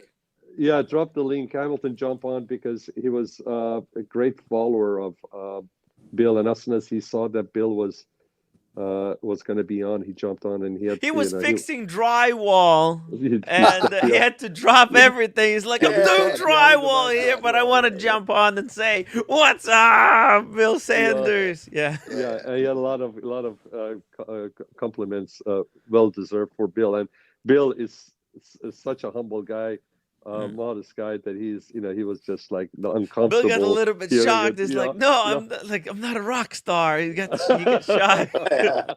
But in watch space, he kind of is, Yeah. Guys, I gotta go make dinner. So I'll talk to Daniel, take care. What do we have for dinner tonight, Daniel? Oh yeah. You see, a couple of days ago in the Kensington Market in Toronto, there's people that really put together meatball and spaghetti really nicely. And I have some leftover and I want to eat that. But also from a vegan restaurant yesterday, I had a fantastic rice vegan. I'm just going to mix it together. That's my dinner. Very nice. Are you in your new apartment? Yeah, it's messy. Wait, can you give us a tour? Let's go full screen. It's the new apartment. Okay, it's a mess. Let's go. Hey, right. Sorry, we are empty-handed. We are not coming in with, We need to send Daniel a bottle of Redbreast 12 for a Housewarming homecoming. Okay, that's the bed for the lady in red and me. Oh, the lady in red. I haven't picked her up yet. Who's the lady in red? Red Shovel, the lady in red. And here's just like the outdoors. Everything's a mess still. But there, from the ninth floor. View. Wow. It's the Brooklyn. It's sort of the Brooklyn of Toronto. I'm in the Brooklyn of Toronto, which is kind of close to everything. So I can, if I want to hit the bar scene and do some stand up. I was gonna say you know he's there because he want to see some action, man. He's gonna jump in. MJ, So this thank is you, the brother. mess. Thank you, my That's man. my Appreciate you. kitchen. Thanks for You know what being I mean? on, MJ. Thank you. It's 600 square feet, but that's all I need right now. That's great, man. MJ says, congratulations, Sean. Beautiful timepiece for a beautiful person. By the way, also You're huge too shout out kind. to Neo for gifting 5 Tim Wright memberships. Thank you, Hello, Neo. humanity. Thank you. Thank you very much. Beautiful apartment. Daniel, you're making me jealous. It's a mess. It's a small space. There's a sports facility downstairs. And oh my God, and you then got a gym? You're living the there's dream. a gym down in yeah. Now, How if exciting you is came this over, new Tim, chapter in Daniel's life? yeah, if That's Tim awesome. Tim comes over, like we got places to go to. It's all accessible. Can I stay in the couch? Is that a couch space? Well, I would have to get a rollout thing, that air thing. So, and I've you have one? some duvets. No, I'll have to get them. Oh, But I have one. should. Actually, I have a blow-up mattress. It's So if you ever came over, just bring it. We'll move the table aside, and you have a place to lie down. Okay. And we got... Or we can sleep. Is that a queen bed? No, Tim. Let's we'll work something out, Tim. Okay, we're just joking. We're just joking. We're just joking. I know. 4-piece. Okay, we're gonna do head to toe, yeah, like Russian style. Yeah. Okay, guys. Later. Bye, Daniel. Timmy, by the way, don't go anywhere. I wanted to share something with you guys with the Speedmasters. The difference, I found the difference between the white one and the black one. Oh, I'm gonna come right bring back. him. But by the way, right private gentleman has been in the back room. Oh, is he? Has he? Yeah. Hello, sir. He's here. Hello. Hello, sir. Hello, sir. I'm in the company of the League of Extraordinary Gentlemen. Who could they What a be? wonderful show. Well, what a wonderful show. That's the way to stick it to him, Timmy. What? What I don't know. Brilliant show tonight. Absolutely right up there. Well, I've been meaning to do a show with Bill for quite some time. I've been planning to do a show since not this watch time, but the previous one. So it's been long overdue, and now I'm gonna have his number. So I'll try to reach out to him and get him to join us few times, maybe a month, to whenever there's a spicy topic that we could use some proper advice on. I'll try to invite him. Mr. Private Gentleman, it's so good to see. I had no idea. I knew there was somebody that was there, but I didn't know it was you. I had to come on because my wife said he's there, the golden one, and the watches are beautiful, and I'm so pleased for everybody. Sergio, the golden one, the golden man himself, Mr. BMW, Bill Sanders. He's the golden one. Anyway, joking aside, you are Sean. Joking aside, Bill and Sergio and Sean and Tim, and hopefully we can get JMB on the radar because he's a great man. It's JMB. It's looking one way, Tim. It's looking one way. It's looking one way, mate. Looking fantastic. Thank you so Sean, much. let's see it. Please tell us what is the difference between the black dial and the white dial Speedmaster? Aside from the dial, you know how everybody complained, and this is something that I after I started wearing the black one, I started putting on the black. I'm going, man, there's a difference between this one and the other one. And you know how everybody was complaining that the Speedies, they're very difficult to Isn't wind? that why you're wearing that Band-Aid? Because you're winding the Speedmaster? Very good, touche, but that's not the reason. But yeah, you see how it was very difficult? Yes. The white it shreds. one, I can't do it, Sean. I can't do it with bare fingers. I have to use a piece of cloth. So here, this is what it is. and this one is absolutely fine. Really? And I don't know if I can show you. What the hell? I think the white one, the crown, is 1 millimeters thicker. So here, What? take a look at this. Yeah, take a Oh, look at this. You see how okay. this is recessed in? If Yeah. you take these two edges of Yeah. this Yes. and then versus this one, Yes. you see how it's behind those? Okay. Okay. Let's see. Look at the white one. Wow! It's a You see the it's white one? bigger The crown. white one. So if you put a curved line here, it's right in line. If you take a line between It's the twice two the pushers, size. two pushers, this crown will not touch that line. Oh my god. I That's think this is the first time ever anybody saying it, and it happened on Tim's channel. wow. Tim just This is Tim just breakthrough. aired. This is a breakthrough. And I'm telling you, you guys go out there and you wind these two watches. Now maybe because of this, maybe the new ones have the same crown, but I got mine in 2019, and it's always been a pain to wind it. This white one, you don't have that problem. So if I ever take this watch, the black one, for service, I will ask them to change the crown and put on a crown, more updated crown like the white one. Wow. Oh, but it might not fit because the crown guards. It's the same. No, the crown guards are the same. The case Are you is sure? identical. Yeah, all it is. Look at it. It's all it is this crown itself It's crazy. is thicker. You see how this one is kind of like flush with Yeah, the case? yeah, it's And look flush at this one. fit. This one sticks out more. Look at it.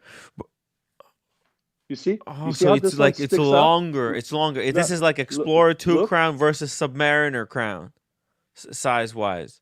And This this is, one yeah, is this more is like flush. really, This one is really more flush. stubby. You see that? Yeah. I'm gonna put these. Let me see if I can put the reverse so you can take a look at Hmm. it. You see the difference? The engineering, the finishing on that Look at white it. one looks Wow. better. Oh, it's Look at the okay. So difference. so Look at the they're difference. size wise, They're identical. The case is identical. but it's The longer. crown. The crown is longer on the white one. Look Yeah, at it. Look at where 100%. the crown, how much the crown is sticking out of the case, and look how much more flush the black one is.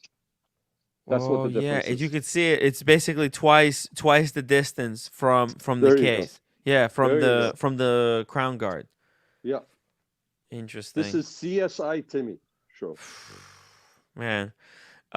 Sean, take a picture of those two crowns with your phone, send it to me. I'll make a post on Instagram. We need to break this news. We need to spread Okay. the word. That's wild.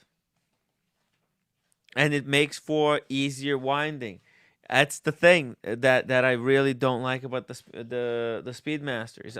I like it, but because the crown is so recessed tight up against the case, it shreds the skin. I have I haven't done a day of honest work in my life. No, I'm just joking. But like I have like soft hands. I have soft hands.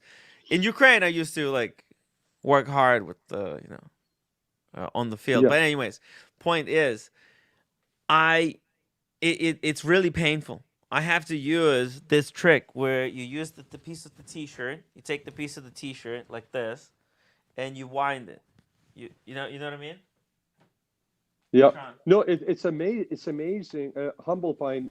this is how I do it. The reason this is just part of constant improvement process, right? They have a new model, they come out and they try to address the complaint. And all it is I think it's like a mil. The crown is just a mil thicker than the older one. And it makes the biggest difference. I mean, right now the white one is absolutely like normal. You know, it's as easy as any other watch. And the black one is very difficult. Look at it. It's about a mil difference.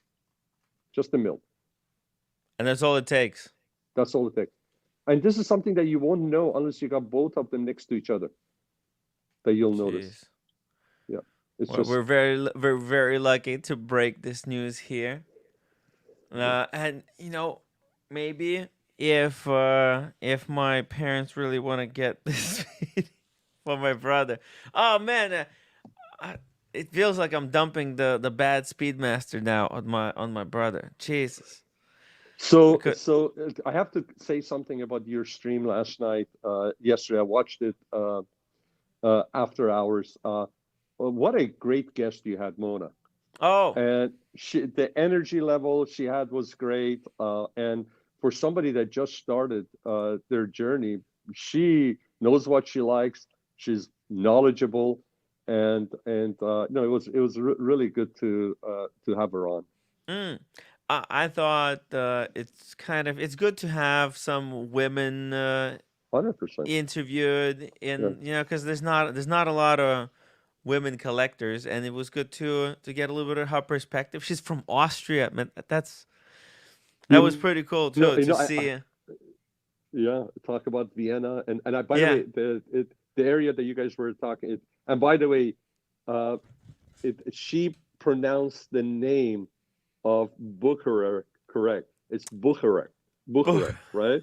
It's so so I learned from that, and then but the area, the Omega, and so I've been there. Munich, pre-COVID, last time I was there was 2020, but before COVID, we used to travel there quite a bit for manufacturing meetings, and it's a great town.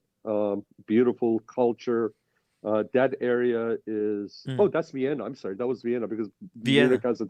But Vienna, But but right after COVID, we were there, and it has that same vibe as when you go to Munich. You have that the scene similar to it, but as far as the culturally, you have the opera house around the corner from where that Omega store and Bucharest are, yes. and it's a lot of culture in that city. And surprisingly, the city for a big city, especially a capital city, is one of the more affordable cities in Europe compared Oh. to Paris and London and all of that.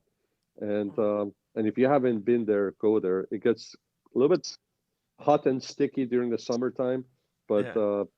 it's really beautiful city. Culturally, it's fantastic.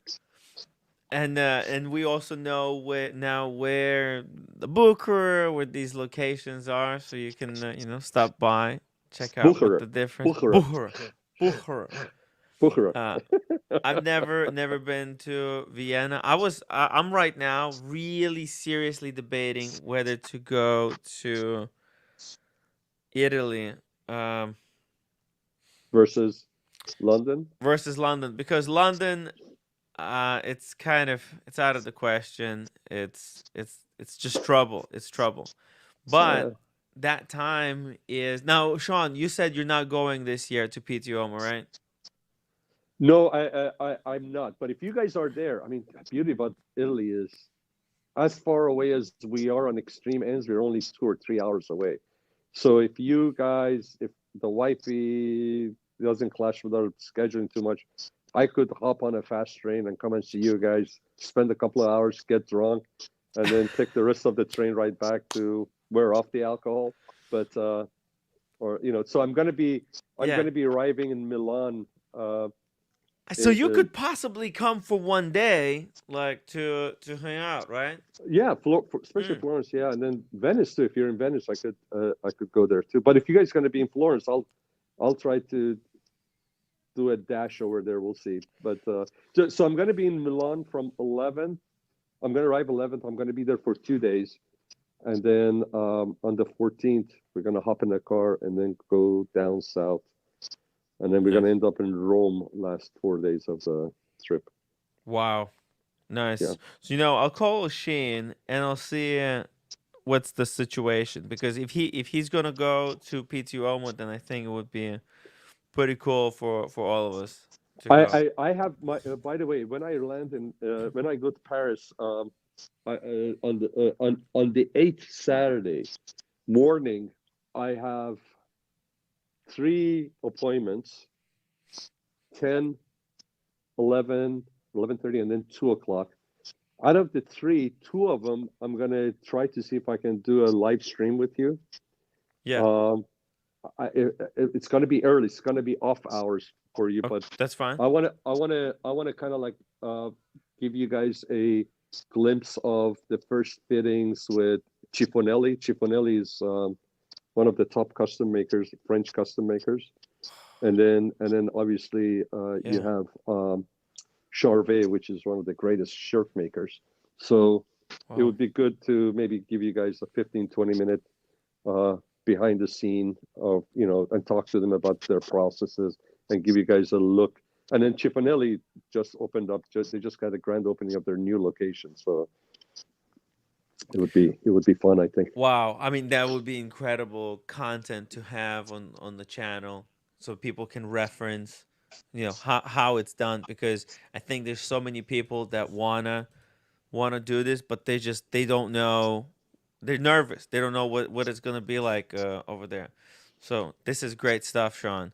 Definitely. Even though you just tell me, kind of like today, you know, you just tell me which hours it's for Yes. me. Boom, and I'll schedule it. Very cool. Get it done. Cool. Very cool. Okay. Wow. So yeah, so this is gonna be a very interesting summer. No, they want me to go to London, but it's do what you want to do, and then just have Yeah. faith in your fellow brothers, and just Yeah. go with it, man. Just do what you want to do. If you Yeah. want to go to London, everything's gonna I think be you'd be fine. better in Italy. Huh? I think you'd be better in Italy. Are we better in Italy? Yeah, much better in Italy. In Venice with you, Sean, the dream team this year. Yeah. Yeah, What thank you man. are you doing a business with a Lamborghini then in Italy then, Sean? Yeah. Lamborghini. Yeah, that's I wish. As a matter of fact, And maybe your wish will come true with my brothers and sisters over there. You know. Paisano, very cool. Sì, Yeah. io paesano, sì, la madre e il padre è paisanos. Sì. Oh wow, that's amazing. What part of Italy? Mio padre è originario solo a Vicenza. Vicenza. Okay, that's where I Yeah. think Oshin used to live, right? Sì. Yeah. Mia madre Wow. era solo calabrese, a Cosenza, la sud d'Italia. Man, that's one language I want to learn. I Yeah. love everything Italian and French and. Oh, they will love you over there. They love you over there. You know. You look like them. You look like one of them. Yeah. You look like From my the south- uncles. from the south part, the Sicily. But anyways, yeah, I was gonna rent a sports car, but going down the coast of the Amalfi, it's really windy and narrow. So I don't know, I don't want to rent a big car. So I'm gonna take one of the smaller, quick cars, Italian cars. Yeah, you So, need yeah. Alfa Romeo. Alfa Romeo. Romeo. When I was in Spain, I rented an Alfa Romeo. I love Alfa Romeos, stick shift manual. Yeah. They have the roads for it, right? There's a lot of good roads to drive on, Absolutely. and you like a good drive. So I are you do. going to Italy like partly for the drive of it, right? I'm going to Italy for Italy. I mean, there's so many reasons why you go to Italy, but going to Italy, obviously you have the food and all that, but every country you go to, you get something back from the people. Mm-hmm. Spain, even people think French, this, but they're French are great people, but Yeah. Italy, the people are so much energy, love for life. Mm-hmm. They have love for life, and it's really, really, really, really cool. I think that's probably why Oshin loves Italy. Aside from the scenery, so to speak, the historical buildings and all of that, it's the people. I think he's enjoying the people, because no matter how beautiful a place is, it's the people that make it fun, right? It's different energy. Different. It's energy. in his blood now. It's in his blood now. He will never leave there. Yeah. He's one of them now. You can tell even with the local people there. They can tell he's virtually. He's like an Italian. They're humble people. They're humble people.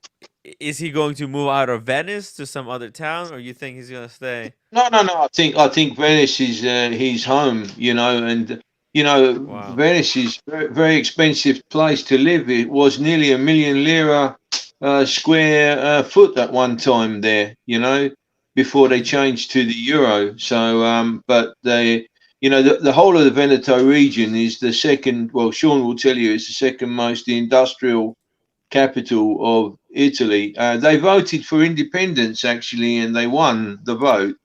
But Wow. obviously, the Italian government didn't sanction it Yeah. because they make more money there. Well, nearly as much money as the Lombardy region of Milan. Really? Is it But because of the tourists or? yes, there's huge economy there. You Hmm. know, everybody's very rich in that in the Veneto region. You know, Yeah. and because it encompasses a very large county, very large district. But I'm pleased you enjoy the country. It's a wonderful place up there, and No, it's even down the south. yeah, no, it's a beautiful country, beautiful people, beautiful food, everything. They just love life, you know, and everywhere you go, there's beauty.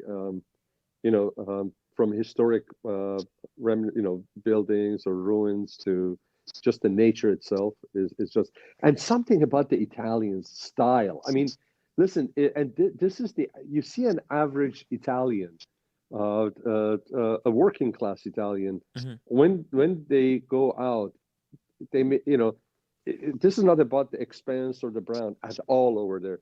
It's just the way they put things together. They go out. They just have a strong sense of style. That's why the architecture. That's why the beautiful cars. That's why the beautiful jewelry that comes out of there. That's why the beautiful Yes. art that came out of there, statues and the paintings and any kind of an artifact. It's just in their DNA. I don't know how to explain it. It's just amazing. They got an eye for beauty. They got style. Yeah, I think Is it's more ingrained into their culture, right? Like they Yeah. they they grew up, or like their parents do it. They great grandparents did Yeah. it, and it's and now they're doing it. Yeah, Timmy, if you Yeah. watch some of these Italian movies, I'm not even talking about 1930s and 40s where everybody dressed up, but even Yeah. even more of a contemporary ones. They show this, smaller towns, and these people go to a movie theater. You know, they don't just put on shorts and go. They, to the best of their ability, Yes. they'll put something to go out there and look good, right? Yeah. At their level, right? Yeah. They'll do the best they can, and that's what matters, right? They take a little pride in showing, best presenting themselves in the. It has nothing to do with showing off or being fake or anything like that. No, It's it's just just that respect for self. self respect, exactly, Yeah. self respect that they have. Yeah, that's really cool to see. in the evening time they walk in their best clothes, and they call it la passeggiata, Ah, where okay. they go with their wife and their girlfriend, and they window Yeah. shop and they have a small drink, and then that is their time in the evening when it's So cooler. so that's la passeggiata, you said? La passeggiata. La La passeggiata. passeggiata. Okay, that's amazing. Learn And something. I think in the words of Enzo Ferrari just before he died, and I'll show you it in the video. I've got a clip of it. It's very, very rare. He said, Hmm. "Imperfetto mondo non c'è niente." And what he was saying was, nothing in this world is perfect. He Hmm. goes on to say that he strived for perfection. I was going to say that. That's all right, because Yeah, he always strived for perfection. Yeah, yeah.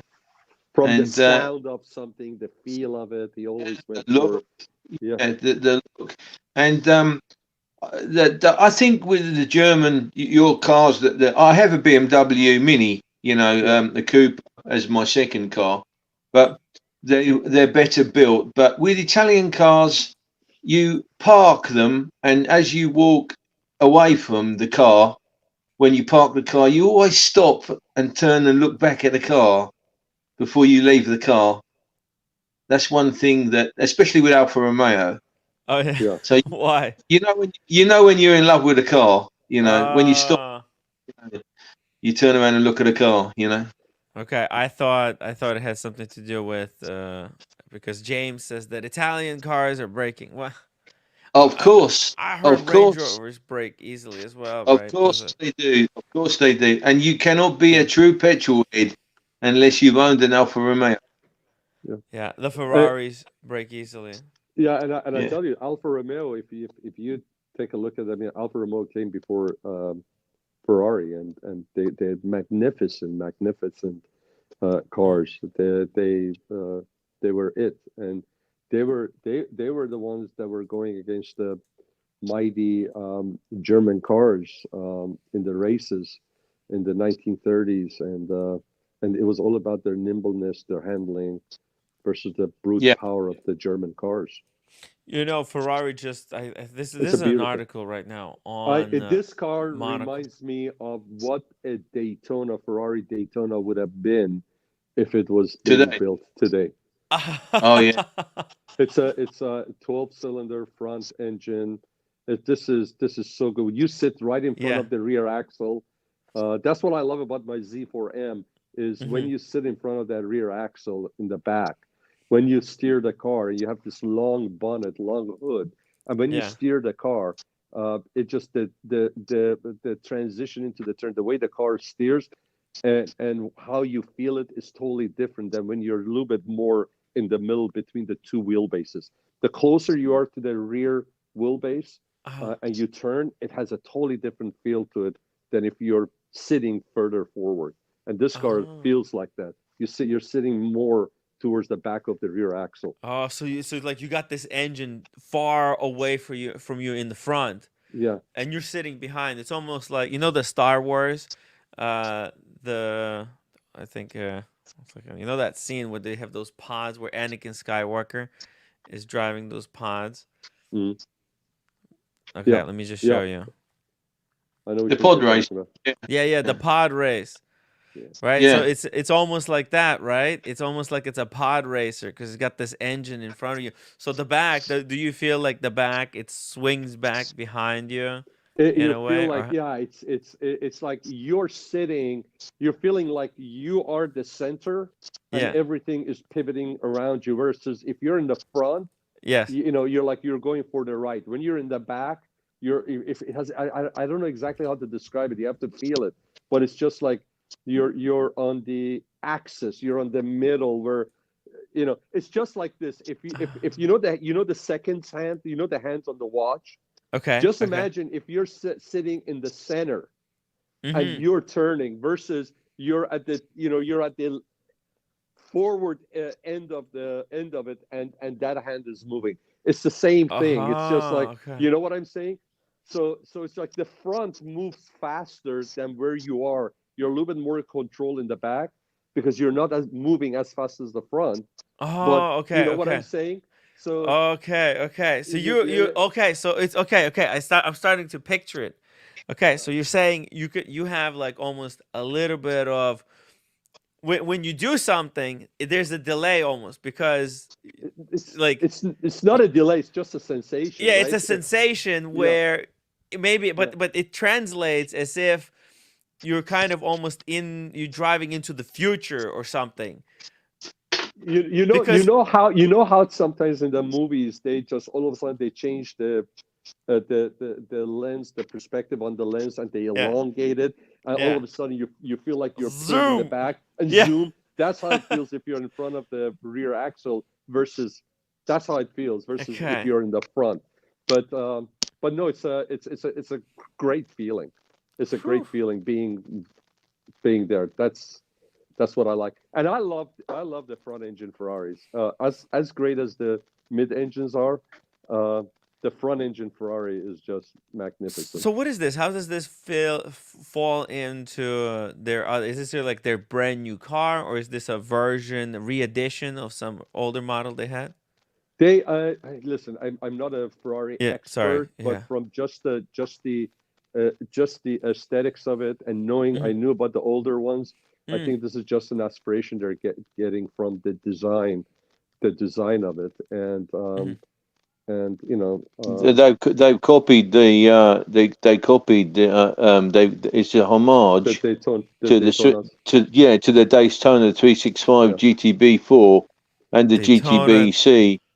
There was Yeah. a fatter version of the Daytona called the 365 GTB plus 2 with the larger bumper, but I think that's where they're going down the road to that. Is this what you're talking That's the about? Daytona. Yeah, That's the Daytona. that's the Daytona. Oh, Well, wow. this was one of the first Ferraris to get hyped up and go for a lot of money, and then at some point, and also what was great about those engines were the cars were the engines. Yes. The V12 was just magnificent. If by the way, if you guys have, I don't know if you guys watched the short. I think it's about 11 minutes. Have you heard of Rendezvous? Rendezvous? No. No, Rendezvous. No. Pull it up, guys. About 20 years ago or so, maybe even a little bit more, 20 to 23 years ago. It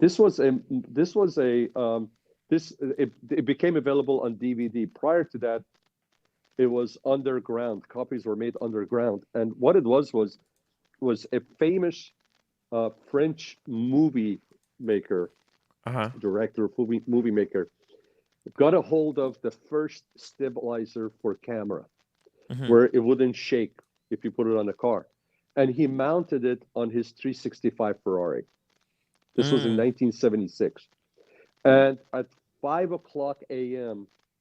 he had, and the rumor has it, he had a Ferrari F1 driver, nobody knows who, put him in the car, mounted the camera smack in the front by the bumper. That's a little bit of sound here just to give people a taste of Rendezvous. By the way, shout out to my watch channel. Thank you so much for the $5 super chat.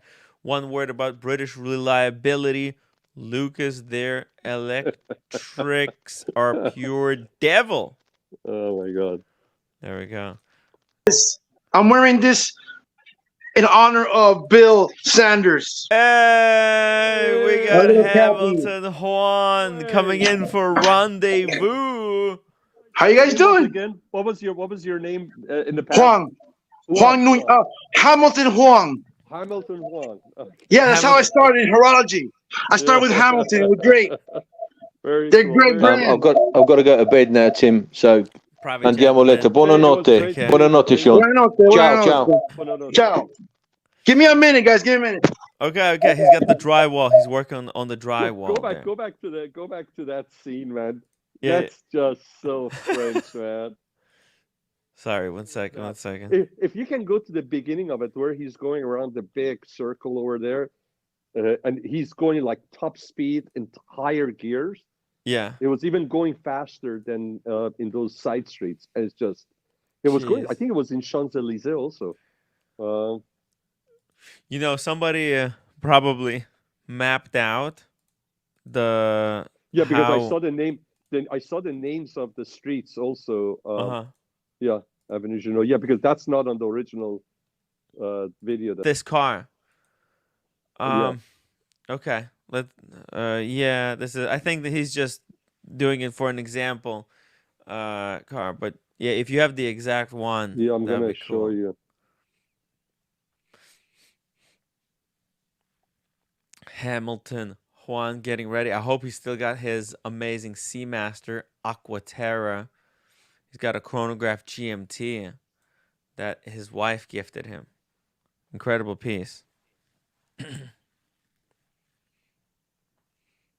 Ray. Shout out to Ray. Says, best fun I've had in class since college. Thank you, Sean and Timmy. Thank you. Hey, Hamilton Juan. Hey, look at my shirt. Oh, Hamilton, look at this. Watch owners. Hamilton Watch Owners. Is that a club? Yeah, it's. That's cool, man. You know who started this club? Bill Sanders? No. No, but he made me appreciate that my Hamiltons were not shitters. Yes. I was having fun with my watches and the history behind Hamilton and their movements, and then comes along this nasty mouth guy on the other side of the earth saying that my watch is a shitter. I don't like that. Great watch. Great guy. Anyway, it fits my economic Not everybody situation. can I'm afford fine. Rolexes. You know, No, some it's a people great Yeah, get yeah. piece. It's a lucky. They yeah. get a little bit more fortunate. They have a But place in the history, man. yes, but I do appreciate Rolex so much. Mm-hmm. They designed two of my watches, or I say that two of my watches are made of the Rolex design. Uh, and let me show you. I have a 1655. It's 42 millimeters. Oh, that's the car. It's got an ETA. Oh, oh, look at this. Nice. Wait a second. Steinhardt. It's a Steinhardt. Oh, it's a I Steinhardt. can't afford the real one, buddy. Okay, I can't okay. afford the real That's one. But this is an ETA made by Swatch Group, and I'm Okay. proud of that because they also make Hamilton. Pretty good. Yeah. Pretty good. And then I have my other Rolex, which is not a real Rolex, but it's my Hulk. And It's your I Hulk. thank God that they came up with design, and then I thank God for Steinhardt for making my boss watch. Oh, okay. Oh, it's a I know. Steinhardt Hulk. Yeah. Where's the That's Aquaterra? beautiful. That's Oh, the Alcantara is in the shop right now. Oh, what do you It, mean in the shop? Yeah, I took it in the water, and it got foggy. What? Yeah, I know it's weird, but you know what the good thing is? Uh-huh. I have down the street from me the service center, the Swatch Group service center, literally okay. in my town in Miami. So Okay. I took it there the other day because I wanted to see if there was moisture in it, Yes. and so I put it under cold water with ice. What? Oh, there it is. That's Yes, not a smart thing That's to do. beautiful. That's Yeah. Well, beautiful. wait a minute. This watch is supposed to have gone through all these tests, temperature changes, and everything. Oh, Anyway, that's I just put what that they one. say. That's just they I say know, that. but it's okay. Listen, but guess what? I put the same watch next to it. Hamilton. My Oh, Steinhardt. no, my Steinhardt. Steinhardt, which is a Steinhardt diver. had no issues. Huh. No issues. I think Wow. it's because it's a chrono. But this is the watch that my wife gave me, and I haven't taken it off since. I just now took it off this week because I haven't taken it off for almost 2.5 years. Wow. Hey Juan, let me just say this: what Yes. makes a watch collector is the collector, not the price of the watches that he Exactly. has. So Exactly. So that's why it's not a expensive watch collector. It's not a hyped watch collector. It's a watch collector. You're as much of a watch collector as any of us. Just the fact that these are the pieces you saw something you like, and you're saying, "Hey, this is what I want. This is the closest I can get." And I tell you this: you're probably getting more enjoyment out of those watches than some of the folks that actually have the real thing, and they got 20 of them. So They don't know what they have. They just want to say. The individual is what makes a watch collector, not Yeah. the dollar on the piece. That's true. And I wanted to add to that. Your point is so true because look at how many Facebook groups there are of Swatch collections, collecting. Oh my God, it's just there's so much fun to be had with watches. So much fun. 100%. By the way, the picture that I showed you real quick, I'm going to go back. I'm sorry, Juan. Mm-hmm. No worries. Myself. It's not a 365, it's a 275, but this is the car. And this is the car that I meant. I told you it had two headlights. This is the car. As a matter of fact, if you check it online too, they'll tell you. This is the car. Also, this is like what this new one is based on, right? Well, no, the Daytona is what it's based on. This is the car that was used. It's 1976. 275 GTB was used for Rendezvous. So they basically attached. Yeah, they basically attached the camera and the front at the bumper level. Yeah. Oh. So yeah, man, really cool. Go to the early part of Go to where he's starting. Okay. Here. And then. Okay, and this tight opening. Oh, Fouk. This one is on the 16th arrondissement. Right now, he's going towards the Arc de Triomphe, and then this is beautiful. I just love it. Man, That was exciting. I'm gonna be there. I'm gonna need to be get in the there car. in a I need couple to of get in the days. By car. the end of this week, I'm I need to- gonna try to go through some of these parts here. Yeah. I feel like I want to Yeah. jump in the car, go through the canyons. Wait, let's go. Oh I love man. it.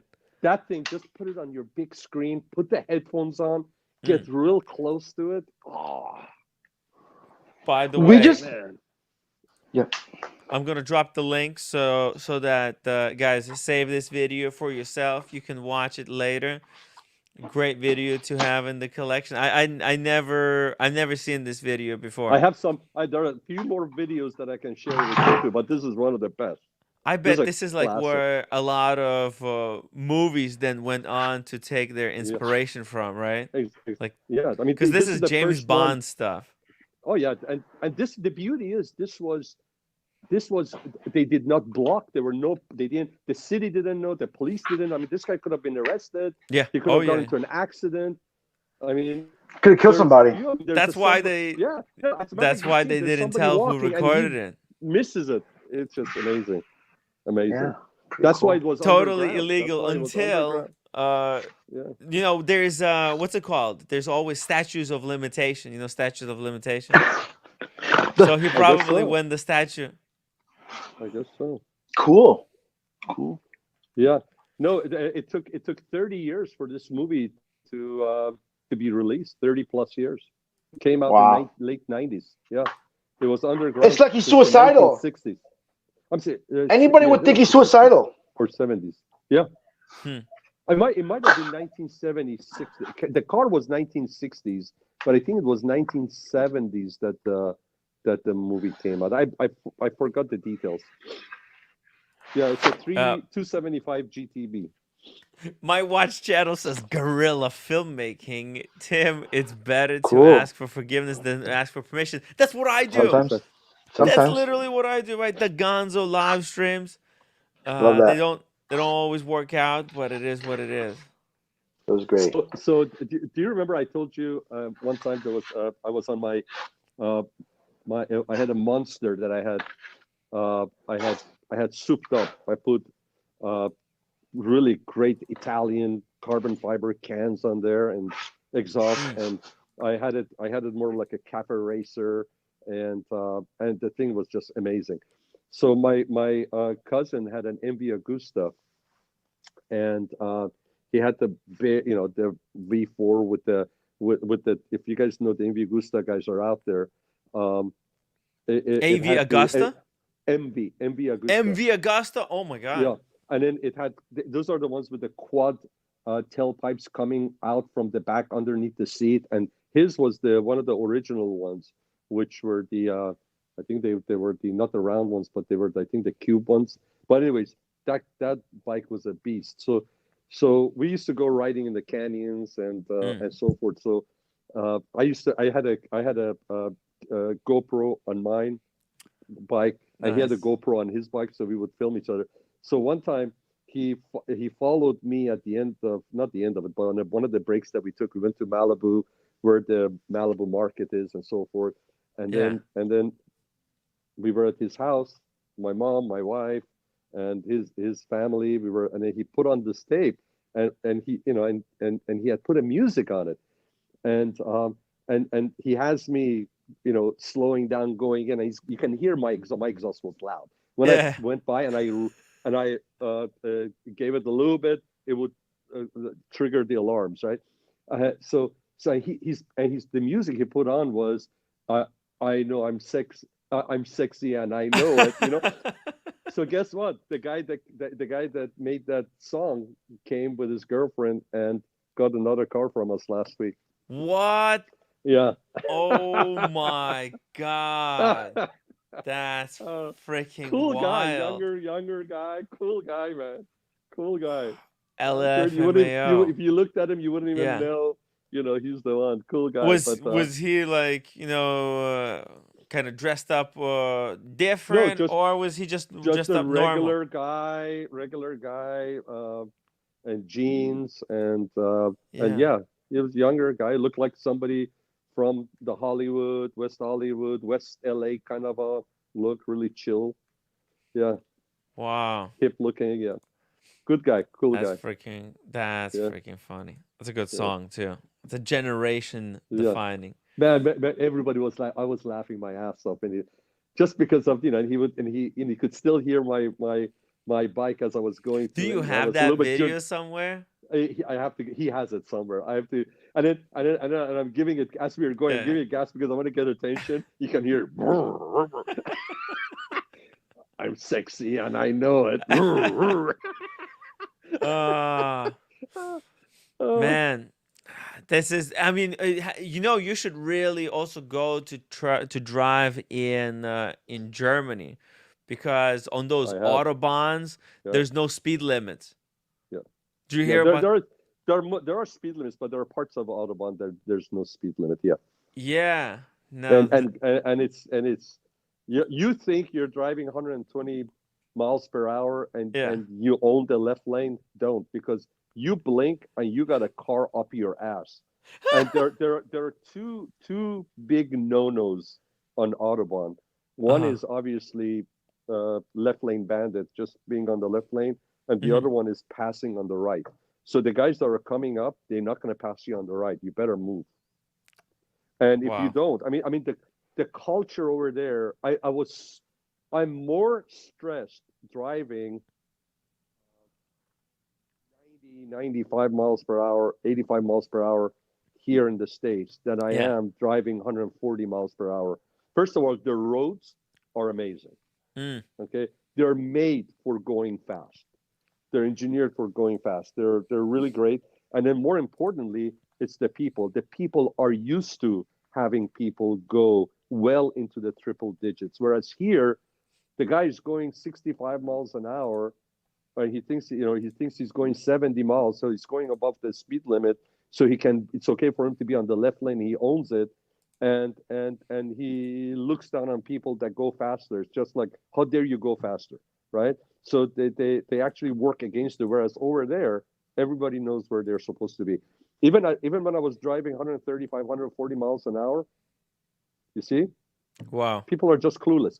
Wow. When I was driving 135, 140 plus miles per hour, if there was nobody in front of me, okay, I would change lane. I would go to the second lane, Yes. because you never know. Maybe somebody else is going to come at me 165 miles per hour. You just have to have respect. Yes. Nobody, and then people don't race against each other. It's not like somebody questioned your manlyhood because they Right. passed you. They're just going faster than you. Whereas Right. There. here people have a chip on their shoulders. If somebody's going faster, it's Mm. like they're questioning your manlyhood, right? It's just like, hey, how dare you? Over there it's totally Oh, different, interesting. right? Huh. And one thing Yeah. is passing on the right side. All right, that's so dangerous, passing on the right side. Right. Yeah. What does it mean passing on the right side? So passing someone. So it's a slower car in the front is on the left, is ahead of you, and the faster car goes around on the right side. In Germany, it's a big no-no to pass a slower car on its Hmm. right side, because that's where Hmm. that big, You have to it's bad. pass It's on the on the left left side. side, exactly. Uh-huh. But then the guy cannot be blocking the left lane. The guy So has so to what open up left happens? lane. So basically, there's like rule that the fastest lane is the Has to left. stay clear. Fastest lane is to stay clear. The only reason you would be on the fastest lane is Yeah. because somebody slower is on the second lane. No matter how fast you're going. By the way, that's the sign. You see that circle on the left with the three lines? When you see that on Autobahn, that means there's no speed limit. Otherwise, they would have Oh, 130, interesting. 180. They would have all of that. But if you see that sign, that means there's no speed limit. You can go as fast as you want. So right now, this guy honestly should be on the second lane. He should be on the second lane, but like there's cars in the if second lane. But well, they weren't. yeah, Those cars were on the first lane. yeah, Right there's a second lane. But yeah. yeah. So how fast is this guy going? Oh, 220 kilometers. 310. Huh? 310. Well, that's fast. That's really 300, fast. 320 or so is about 200 kilometers, 200 miles per hour. So this That- guy's doing crazy. What is he driving? It It's our, was is it a okay. Dodge? Yeah. No, that's that's a Oh. that's a Nissan GTR. Oh. Is that good? That's a fast for a Fast longer car? stuff. Yeah, that's a fast car. Really? What Yeah, is it? It's a front engine, right? It's like a yeah. Mustang style. It's front engine. It's a Nissan six-cylinder engine with two with double twin turbos. It's got twin turbos. It's got two Mhm. turbos on there, and they Wow. handle great too. Yeah. Yeah, Well, it doesn't it's it, not like it's it's not a luxury car. Is it? How well, expensive are these? Is it? well, these were when they came out. They were Yeah. in 80 plus thousand. So I'm assuming Oh. now. Yeah, yeah, they're really quick. I mean, there's some kind of dials over there. I mean, if you look to the right, Yeah. right, what is that? There's some. Well, You, he's maxed out. He's at almost 7,000 RPM, and then he's going nearly, he's almost 320 kilometers. Yeah, he's almost at 200 miles per hour. Jesus Right there, Christ! right there. It says on top. It says Yeah. because roughly 160 kilometers is roughly 100 miles.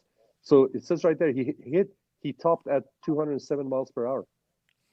Yeah. Wow. So you see, there's a GoPro he has on on the steering wheel. Yeah.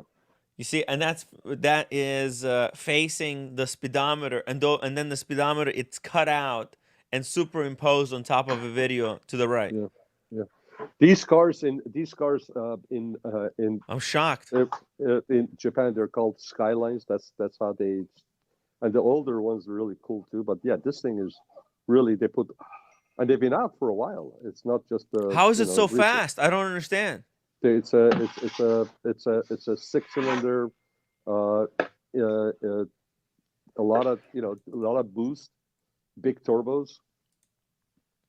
Is And it how does it compete against, let's say, an Italian sports car?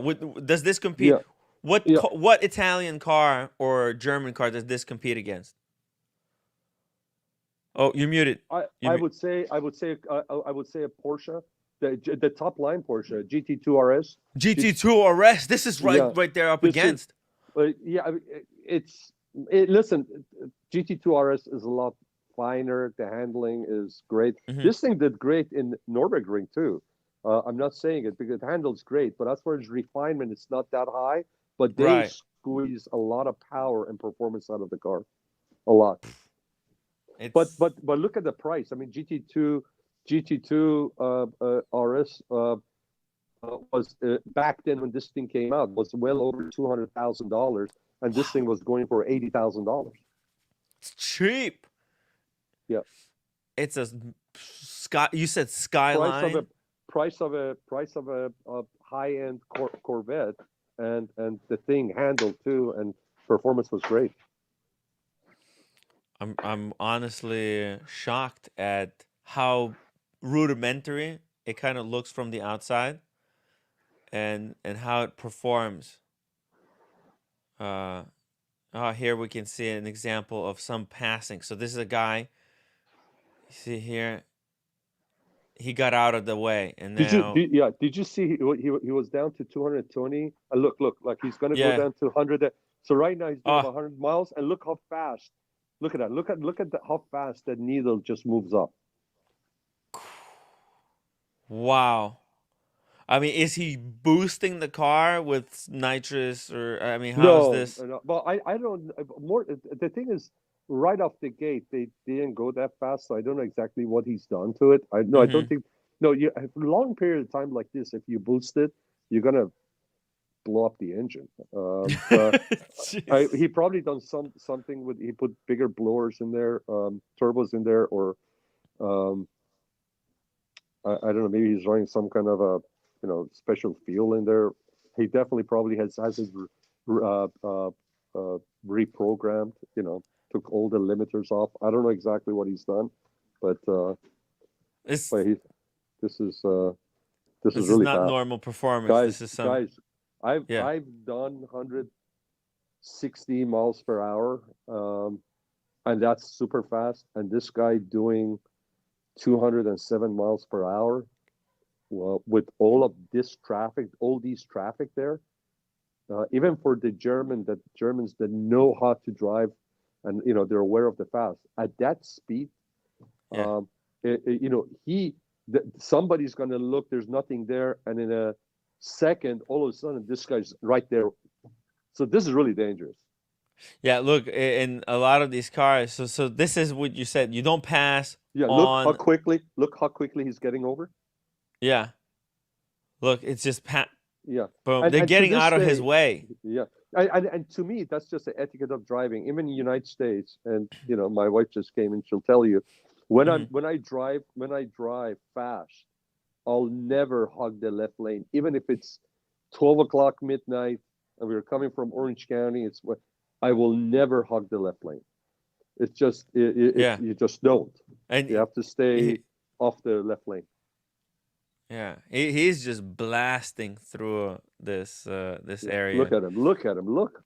I mean, those. If those cars were standing still, you would think this guy's going 120 miles, or you would think he's going 100. If those guys were at that speed, they're probably going 80 miles per hour, and this guy passing them is just like you standing still, and some guy passes you at 120. Jesus. Just imagine. Boom, just blow you away. Yeah. Yet you're not standing still. You're going 80 miles an hour. Yeah. It's crazy stuff. Crazy stuff. Al says GTR is the Mustang of Japan. There you go. It's pretty cool. Gran Turismo vibes. Exactly. Yeah. No, it's cool. Sometimes I'm starting to like some of this car stuff. So Can I plug? Yeah. Can I plug a show that I really appreciate a lot, and all the time that you've been talking about your car, Sean, I've been thinking about Jay Leno's Garage. I love to just sit down and listen to it and just learn all about the car in and out, and then he takes it for a drive. I love that show. Yeah. So there's a gentleman. Jay Leno's Garage. Yeah, absolutely. You're 100%. By the way, Jay Leno, because of the, obviously he lives in LA, in LA, and when you go out to the get-togethers, the car meets, he's a big, personality that shows up, and he's so cool with the people and all that. If there's a kid, he lets a kid sit behind the steering wheel. But there's a gentleman that's been working in his garage, in Jay Leno's garage, and he works in Burbank. Cars. It's next to the Burbank Airport. Yep. Exactly. And this gentleman, I have a cousin. He's a couple of years younger than me, and they went to school together. So, and this guy loves motorcycles. Cool. Awesome. He always has a lot of great things to say about Jay Leno. But when you go to this gentleman's house, this gentleman that works for Jay Leno, he also lives in Burbank, but he has a regular modest house. And from outside you see a 2-car garage door going. But when you go inside, his 2-car garage is high ceiling from outside. He's got a lift, and he has 4 cars in there. Then he has a place that he works on his motorcycles. He's got some epic bikes. I mean, he's got some amazing older Ducatis, Triumphs, and he works on himself. And yes, but he has only good stuff. He doesn't buy over retail. He doesn't pay over retail. And he uses his cars. He drives as many of his cars as he can. He drives them. I mean, his cars have. What a great hobby! What a great hobby to have! What a great hobby to have! Yeah, I used to go in Burbank. There used to be a place, Automotive. I forgot the name of it. They used to sell automotive car books, magazines, and so forth. Mm-hmm. And that was one of my stops because they would close on Sundays. On Saturdays, going home, I used to stop by there. They had model cars and all that. And once in a while, Jay Leno would show up, picking up a magazine or a cool guy. Yeah, he's awesome. A cool guy, really cool guy. Yeah, he is. His wife. There are a lot of those guys. There are a lot of those guys. One in the car culture, just like they're in the watch world. There are guys that are show off, and you can tell. And then there are guys that they could have the biggest collection, the most expensive cars, and they're so humble and when they talk to a regular guy, they talk to him at the same level and they enjoy the conversation. They don't keep Yeah. to their noses are not up in the air. And one of those guys, one of the biggest names, and one of the founders of the Peterson Museum, Mr. Bruce Meyer. I mean, this guy is such epic. He doesn't have any Mercedes 300 Cabriolet. He has the one that Clark Gable owned. He doesn't. Oh wow! He doesn't have any AC Cobra. He has the very first one, the black one. He does. And he doesn't It's have awesome. any. He doesn't have any Ferrari Testarossa. He has the one that won the Le Mans race in, I don't know, 1960. And one day he actually drove that car. He actually, where was it? I think this was in Malibu before they changed areas. We were in Malibu, far end north end of Malibu. All of a sudden, he just drives that car in. This car is God knows how many millions of dollars. He drives it in. Yeah. That's awesome. And then when you go talk to him, he chats with you. He's such a great guy, down to earth, and amazing A garage. gentleman, a real gentleman, a real gentleman. That's what gentleman means. Gentleman has nothing. Again, just like I said, watch collecting has nothing to do with dollars. Being a gentleman has nothing to do with the dollars. It's about the man. Yeah. Yes. I know. I always knew this. It's just that other guy is so entertaining, and I just kept hearing him say bad things about watches. There, if they weren't of this caliber, then it was something horrible. And I'm like, wait a minute, that's wrong. I'm enjoying myself here. You're messing me up. But I couldn't stop watching him. He's like a flame to a moth. He's very entertaining. I don't know what's happened to him. I left the community about a year and a half ago. I had to stop. I had to leave because I was heavily distracted in the whole thing. Yeah. If it was listening to Bill, listening to the ID guy, listening to Adrian, listening to you guys. I mean, it was so much, and I just said I just got to walk away. My wife gave me the best watch I could ever have wanted. It was my Grail. It was a watch that I would never buy for myself because it was $5,000. Yeah. And it was already discounted from $9,100. Yeah. And I got it. She got it from me in Joma's shop. Yeah. With everything. So Tim G is sponsored by Joma Shop. Oh, okay. I'm just joking, but he Juan, lives on it. He lives on it. I have one. I hope now that you're back. Oh no, I'm not back. I'm not back. I'm just visiting. I'm just visiting.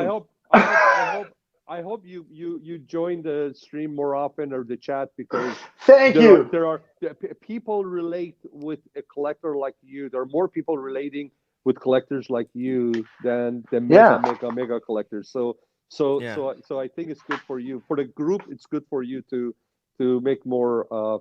What you got? Let me show you. Let me show you. Do you see it?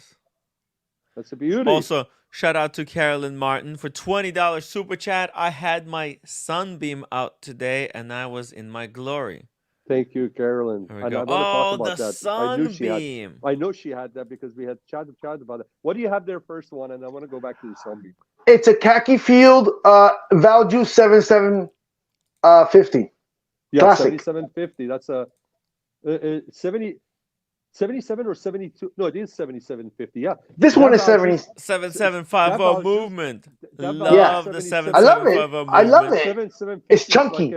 It's like a small block V8, Chevy V8. They had it in so many Chronos. But I know. It's a workhorse. This is a British Sunbeam, British car with a V8 in it. Sunbeam. It's got a V8 and it sounds great. If I'm not mistaken, didn't Get Smart have a Sunbeam Tiger? Oh, yeah. I mean, not movie, but the TV series. The show, yeah. So, Carolyn, Get Smart Get Smart had one of these, didn't he? It was a red one. Flame to I a loved moth. I have been saying that wrong for 44 years. I don't know. I couldn't. Double D. What were you saying wrong? Jump on Double D. Jump on link for Double D. So if you go to Get Smart, can you go pull up a video for Get Smart in the beginning? I think he drove one of it. Get Smart, for those that don't know who it is, we grew up on this. He's the one with the shoe that he had a telephone. He would turn the wheel, and then he would talk. He would dial the number, turn the shoe, dial the number like a rotary phone, and then he would talk on the like a cell phone. I got it. Like a cell phone. One of the things that I remember, he used, I think I'm saying it, if I said correctly, he would exaggerate on something, and then when the bad guys wouldn't believe, he would say, "Well, would you believe this then?"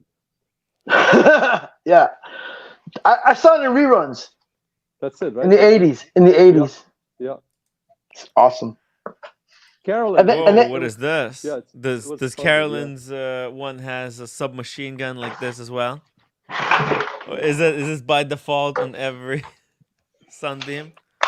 Wait, is that an actual submachine gun, or is that like a cooling system? Hey, Ray's on the chat. Well, Carolyn's is green, by the way. Oh, okay. Cool. British racing green, Carolyn. That's a really nice gun. And it's a convertible? Oh yeah, Sunbeams are convertibles. Oh, they're all convertible? Yeah. Wow. And they got a Ford V8 in there, I think.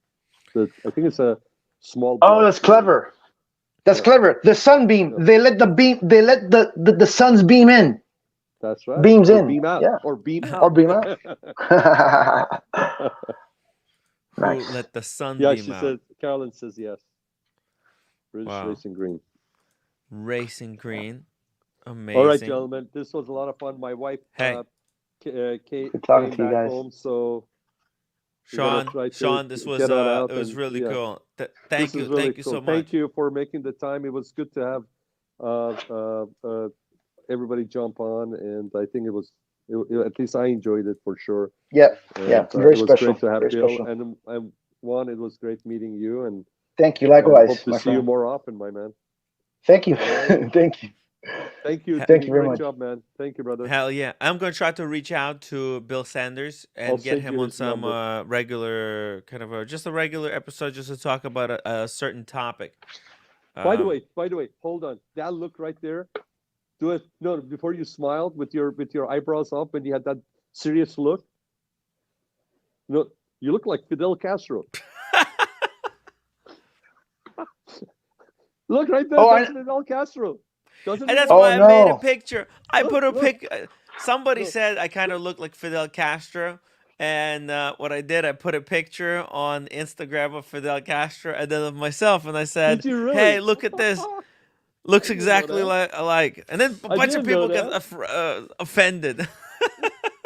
Especially the Cubans. The Cubans like me. The Cubans. I don't care. I don't care.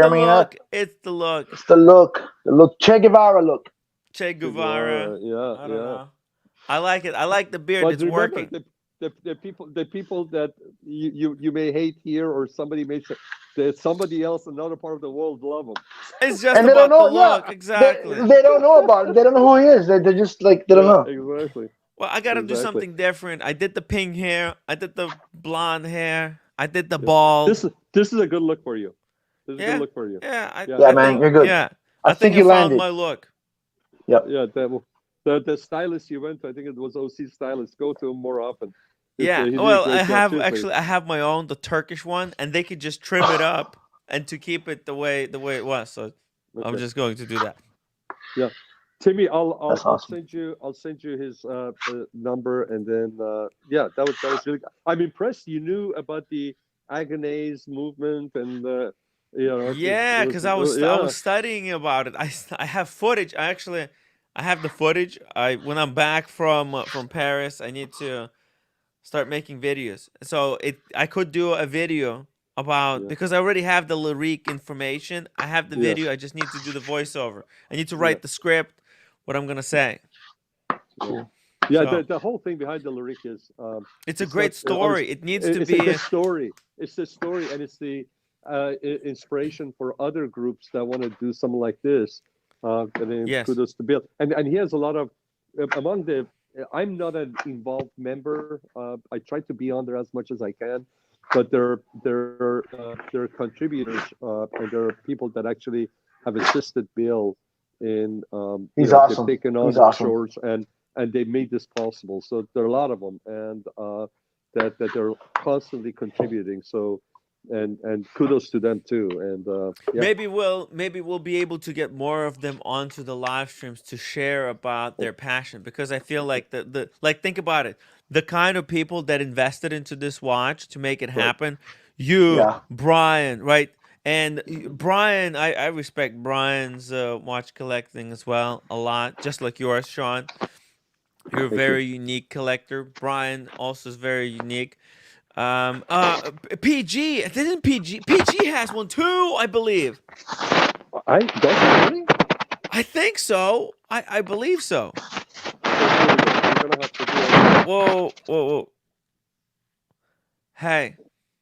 I'm gonna do it because I have the watch. Oh, Oh, careful. Do one more double fisting. The internet is breaking up, but hey. There we go. Boom, the Tularique. The first one with the enamel, and then the second one with the guilloche. all right. Very nice. Okay. Why is internet? Internet broke up, so for us it's Yeah. very pixelated. It acted. It in the middle of when Bill was on. It acted too, and it came back. While my other phone, where I have the camera, the triple camera, that one was not on Wi-Fi. I have it on cellular, and it was fine. Okay, next time Yeah. I'm in LA, I'm gonna check what the heck is going on there with Yeah. your internet in your place. Yeah. We'll fix it, okay? Maybe we All need right, an guys. extender. All right. Hey, it was All great right. seeing you. Thanks. Juan, take care. Everybody on the chat, have a wonderful evening. Enjoy the rest of your Saturday and Sunday. Take care. Take care, Sean. Hey, Bye-bye. Ray, welcome to the show. Oh, Ray. Just Good wanna say evening hello to to you. Ray before I jump off. I didn't want to go Good- without saying hello. Yeah. Good evening. Good evening, Timmy. Adios, Sean. Adios, brother. Take care, my man. Thank Bye-bye. you, Sean. Thank you for this evening. Thank you, brother. Sean is a legend, made for an incredible live stream tonight. What a legendary live stream. I had a topic for today, and I pivoted into this topic. So the topic for today is going to be saved for tomorrow. So guys, we'll go over. Actually, it's best saved for tomorrow, anyways, for other unrelated reasons. But I do have a whole bunch of Moda group pictures to go through, and I thought, hey, maybe we can fundraise some super chats. I'll show you guys some of the stuff that's available in Moda. Ray, maybe you want to join with me to talk a little bit about these watches. I know it's hey, listen, you're an enthusiast, Enthusiast, correct, not collector.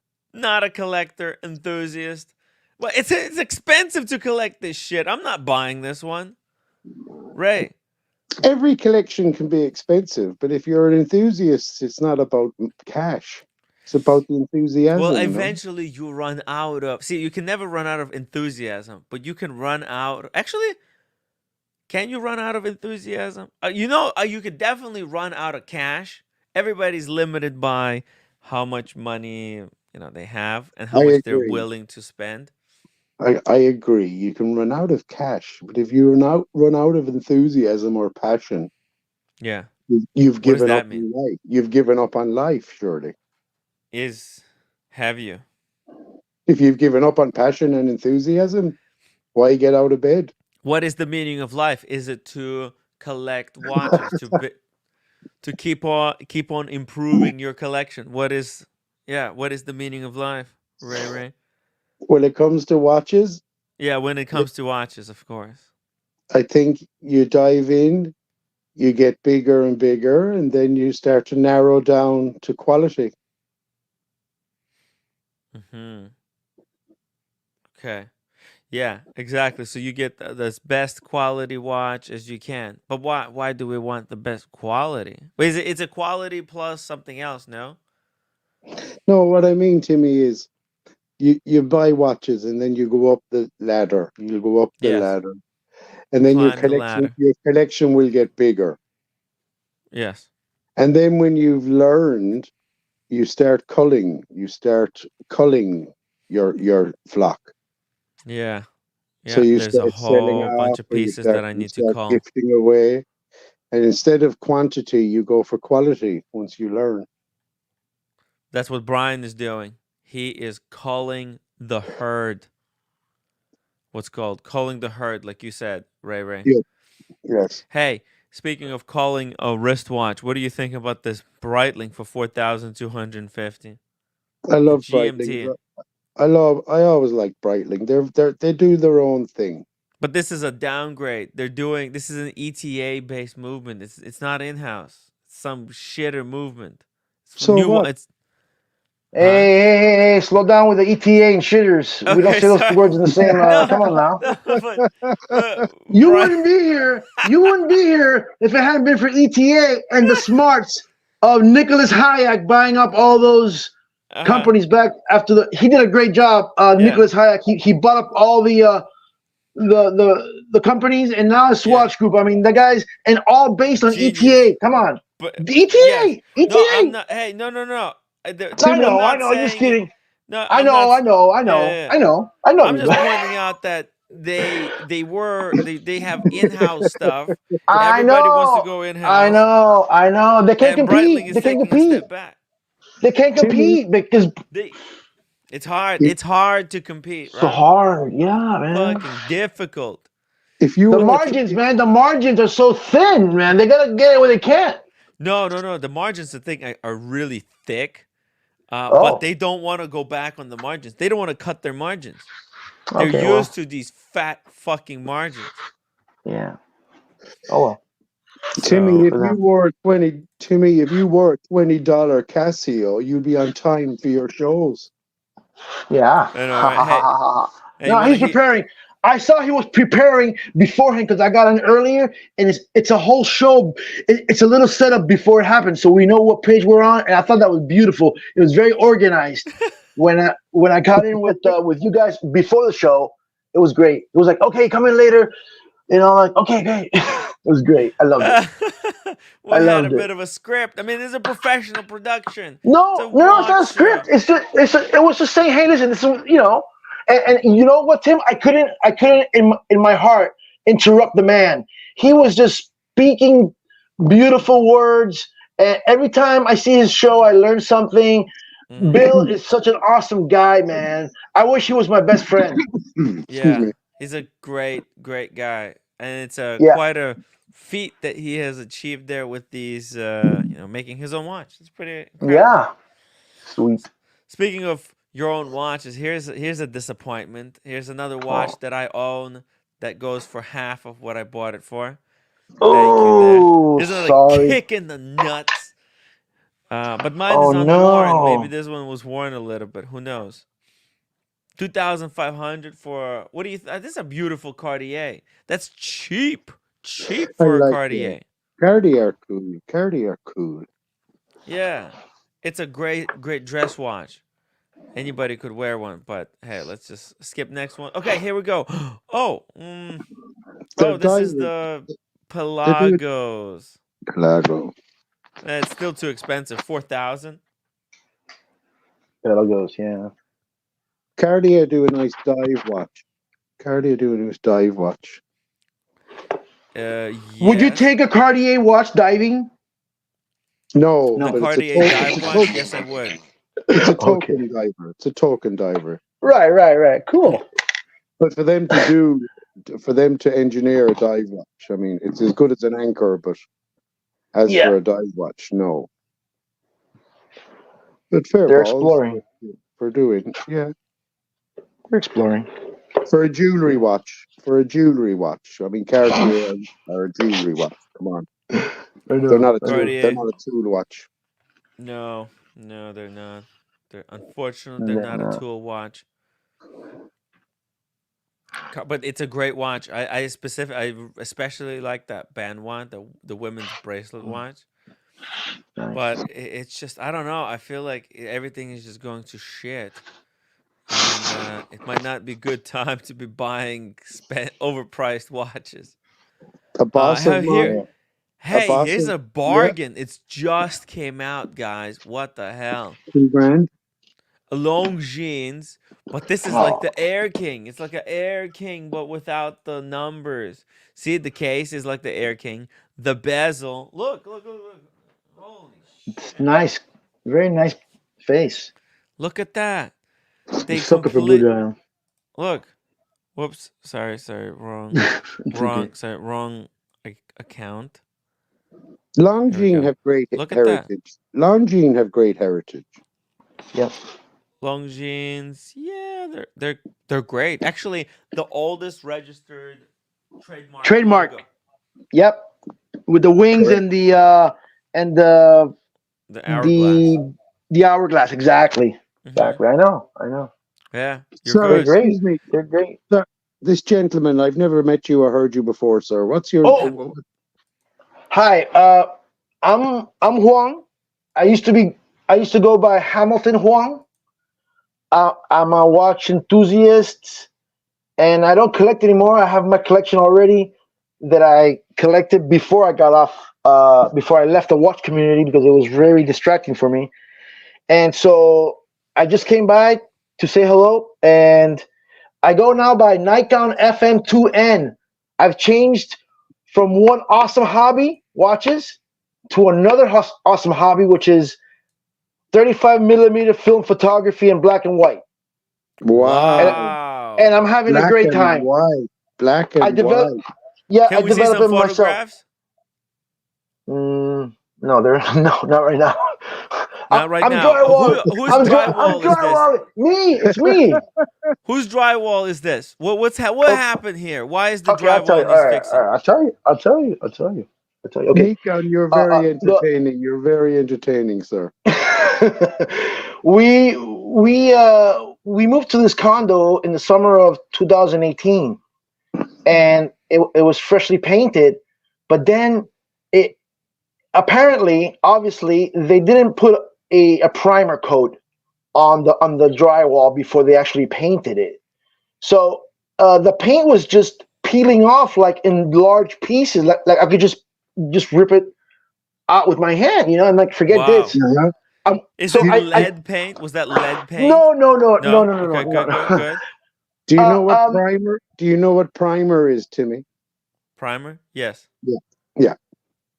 Okay, so this one wall on my bedroom wall, I took off all the paint. I mean, all ripped all the it paint. off with your hand. Yeah, with my hand and a putty knife, just going up and down. Anyway, I sanded it down, I wet it down, and then there was some old patches from another tenant, and I patched that up. Sorry for interrupting, Nikon. What watch were you wearing when you were doing this wrist action work? Oh, I'll show you. It's right here. Please, I took it off. I took it off momentarily. Please but, tell me it's a G-Shock. Oh no! Hold on. Well, let's see. Oh, he just blew it out. Okay, let's drop the link again for Hamilton Juan. Sorry. Hamilton Juan, the legend. He's entertaining. I had a great time with him. Me, Whiskey Reaper, Red Shovel. We tore up the back of this place. Yo, you guys gotta have to watch it. You know about that live stream? Ray, have you watched that? Ray. Dude. No, I've never seen this character before. He's oh my God. I'm bouncing off him. I'm buzzing from his passion. Is he larger in life, or is he as you see what you get? He's out of control, man. He is. Hey, he's back. Yeah. This is my beautiful watch. I don't know what happened. Did I press the wrong button or something? I think you pressed something wrong. Maybe I pressed the little button on the right. Leave. No, leave. Control. Your wife I was remote control. I was walking around the house and I touched the leave thing. I must have done that. So you're back. So that's the main thing. This is my pride and joy of my Hamilton collection. It's just it's a khaki field chrono 42 Valju 7750.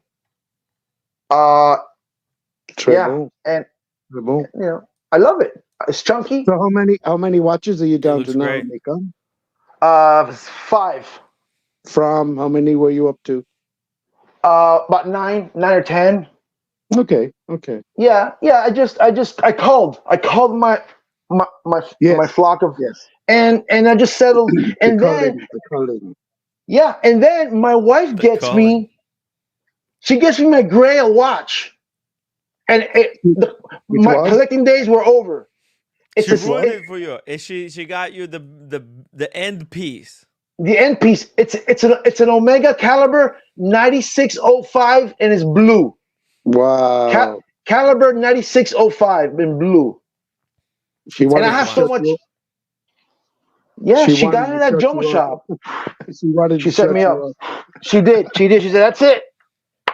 Yeah, Don't want to hear I it. would never pay more than $1,100 for a watch. I mean, I could just hear my parents, yelling at me. What are you doing? Yes, You know? I concur. Yeah, totally concur. Yeah. I'd be like, no. So when she got me this, but the good thing was that we got it at Joma Shop. We got it. It lists for 9,100, Wow. and she got it for $510 from Joma Shop. Holy shit. Big discount. Big discount. Big discount. 500. I always want. 500. I always. Yeah. And Timmy's going to show you why this watch is so special to me, because it has all the bells and whistles this little boy would ever want. It's all in one watch. It's got a GMT and a chrono. Yeah, and it's blue. And it's blue color. So it's blue dial. Blue and it's dial. an Omega. I'll pull it up right now. It's going to show you. It's a caliber 9605. Right here. Here's what There it looks is. Wow, that's class. Yeah, man. I can't wear anything else, guys. I just can't. It's just impossible. It's the wife can't got wear it for you. That is very impressive. The Yeah, I handwritten. know. Gift. Oh wow, that's a statement. It is it's 43. What does she do? It's a chunky boy. It's a chunky boy. It's a 43 millimeter, and it's 17.3 millimeters thick. So it's a big boy. It's not that big. Yeah, it's a trophy. There's watch. bigger watches with less complications. Yeah, but nowadays, how things are getting more dangerous. People might come up to you and say, "Hey, give me your watch." I was like, "What? You want this? This old Invicta?" Yeah. And, and just like fake them out. Fake them out. Like, you don't want this. This is garbage. This is. Has that happened to you, Nikon? Has someone come up and tried to take? No. But I see that it's happening. It's happening in other parts, like in London. You can't wear your watch and things like that. And I'm thinking, what would I do? Yeah, that's just Paul Thorpe fear mongering. It doesn't actually happen as often as. No, that was years proclaimed. ago. I heard it. I don't listen to him. That was a long time ago. I heard it in the news. I heard it in the news. Okay, so we got New York, London. Where are you based, Nikon, on the globe? Right Miami, Florida. Are you still in Miami? Oh yeah, I've been here forever. I've been here the whole time. But you moved to a different place? Like, is this new apartment you're in, or what happened? Same apartment. It's Same just apartment. the paint just came off naturally. Yeah. I'll show you. I'll show you some of the paint strips that came out. A strip. Can you ship me a strip? Yeah. Oh, that's nice. Can you ship me one of those strips? Sure. Why not? Oh, talking about shipping and communicating with you. Remember, I used to send you pictures on the texting. I would send you pictures of my watch. Yeah. Remember that? I lost your number. Oh, my phone went down into a lake. I went canoeing, and I lost my phone. And I hadn't pulled up anything onto the cloud, so I lost a bunch of numbers. Oh, okay. I'll give you my number. When we end the show. Yeah, sure. Sure. I don't want to dox myself here. Of course not. Yeah, everybody knows. Everybody can get my number on the Docs Reports YouTube channel. Yeah, but the last 4 digits of my telephone number, if you want to find it, is 3686. 3686. Do you have still same old number? Same old number since 2003. Okay, that's good. Okay, so hold on a second. 3686.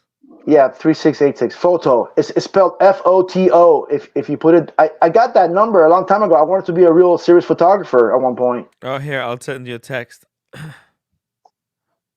Boom. Nikon, Cool. my camera is a Pentax. How do you Oh, rate them? awesome! They're awesome. Pentax, Yeah. is it a K1000? Yes, it's a Q1000. I bought it. Best. Wow. They're good. They're good. I bought They're it for solid. 200. I bought it for 200. It was my first purchase of an SLR camera. I'll be right back. I needed it for work. Right. And I bought the camera, the bag, and four excuse me, 4 lenses for $280 US dollars. Australian dollars. You robbed them. Australian They got dollars. robbed. They got robbed. They don't know they got robbed. She was a photographer, and it was given to her as a wedding present. And Oh my goodness. I bought it Oh, for less wow. than $500, $300. Yeah. Pentax, yeah, Pentax. Yeah. That's great. It's so much fun. It's so much fun. Yeah, That's it. That's my phone. I mean, that's my watch right there. Oh, cool. That's wow. it. Wow. It's on a Marine Nationale. Uh-huh. It's NATO. No. It's stretchy. It's stretchy. It's a Marine Nationale. I know it, yeah, the parachute cord, elastic. Yeah, it's stretchy, and I got that one at cheapest watches, I think. No, cheapest straps. Cheapest straps. Something. Yeah, they're out of Sweden. Wow. Very comfy. Very comfy. Yeah, I love this watch, man. I just. Yeah, the legibility, their legibility is just it's fucking standard. I mean, they set the bar. I mean, the hands and the indices is just so legible. I know, it's crazy. You okay, Tim? About? We're talking about the legibility of the dials on the Amigas. On the Amigas? Oh, yeah. The legibility. It's okay. It's the skeletonized Seamaster hand is not very legible if you think about it, right? Because they have that thin strip of loom that runs on two sides, and then combines into some kind of a pyramid. It's odd, but the one that Hamilton Juan has, this loom is okay. Look at the hands. Look the Dauphin hands. I mean, look at the legibility. That's a very legible one. Yeah, this one. This is a broad arrow hands. These are way better than the Seamaster 300M hands. Those are cool. Whack. Yeah, right. I love rising certain YouTuber, especially with the Speedmaster Moonwatch. The working class version, the below of a Moonwatch. Oh yeah. I love rubbing the below of a Moonwatch into the Amiga Speedmaster boy's face, because it actually replaced the Amiga when its crystal popped out up there. Yeah. But, and that guy is the working class watch. I mean, Scott, the astronaut, had it and put it on, then sold it for 1.5 million. Sweet. The legibility of the lunar pilot. It's better than the Speedmaster. You punch them up there, Timmy. Look at the legibility. Talking about Speedmaster. Guys, I know something that not many people know. Maybe you might know, but the Speedmaster, there was a design by another watch company in the early 50s. Look this up, Tim. Get the fuck out of here. Yeah. It's called Rhodonia. Rhodonia. Rhodonia. It looks. Wow. Yeah. Rhodonia. Anyway, I'll look it up. What is this? Okay. Rhodonia watch? There is some kind of company Rhodonia watches. Rhodonia. Hold on a second. Rhodonia. Put 1953 Rhodonia chronograph. 1953. 1953 Rhodonia chronograph. Okay. There's some stuff here. Okay, some stuff has popped up. Let me close this stuff. Geo something. Rhodonia Geo. Does this look something. Like anything? No. It looks just like a Speedmaster, like the black one. It's Rhodonia. Oh, what about that one? Geo. It's called Geo something. Geo Rhodonia. Geo. Geo. Yeah. Okay. Yeah. Hold on a second. Hold on. Oh, here we go. Here, this one. Excellent. What the hell? see it? That's expensive. No, that's not it. That's not it. That's not Fuck! This advertisement it. just popped up. Geo. Hold on a second. Not this one. Geo. Look at this. There Not it is. this? There it is. Well, Yes, that's it. That's it. That's it. Yeah. This is Okay. the What is this? Geo something. What's it called? It's called Rodania Geometer Rare Original and Important Chronograph with 1954 bracelet. That's the full name of it. Yeah. I think that like a lot of companies, I think they borrowed this design because it even has like the hands are the but same. the hands are cut off. You know what? These the 12? hands, Look these at the hands 12. look It's like got the the cup Grand and balls. Seiko hands more. The new Yeah. Grand Seiko hands look like this actually. They're cut off like that at the tip, circumcised style. Yeah. Yes. Yeah. Anyway, I just thought I'd share that. Hey, no, that's a pretty cool thing. Hey, okay, let me see. So there's these pointy ones, but then there's this. Let me show you. Then there's ones with the cutoff. I'm not sure why they did that, but it does look. Oh, here, this one. Look at that. 1 second. Let it load. Can I Nice. zoom it in somehow? Come on. There you go. You see it? See how it cut off? Yeah. It's I hard see to it. see. It's too short. The hour hand is too short. Short. It's snipped off, circumcised style. Yeah. Yeah. Wow. Yeah, what's up with that? It's Jewish. It's a Jewish watch. It's a Jewish No, it's watch. Japanese. It's Japanese. Do they always do it? Do they do it there as well? The I don't know. snip. Type 1 if you're circumcised in the chat.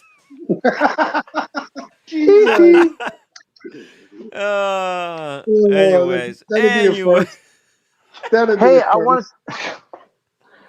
I wanted to ask you, Tim. I wanted to ask you about Yeah.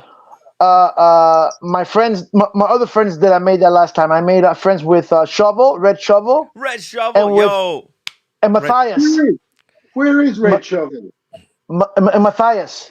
Or Yes. Matthias. Yeah, I forgot his name. Matthias. Yeah. Mathis. Mathis. Yeah, Mathis. Yeah.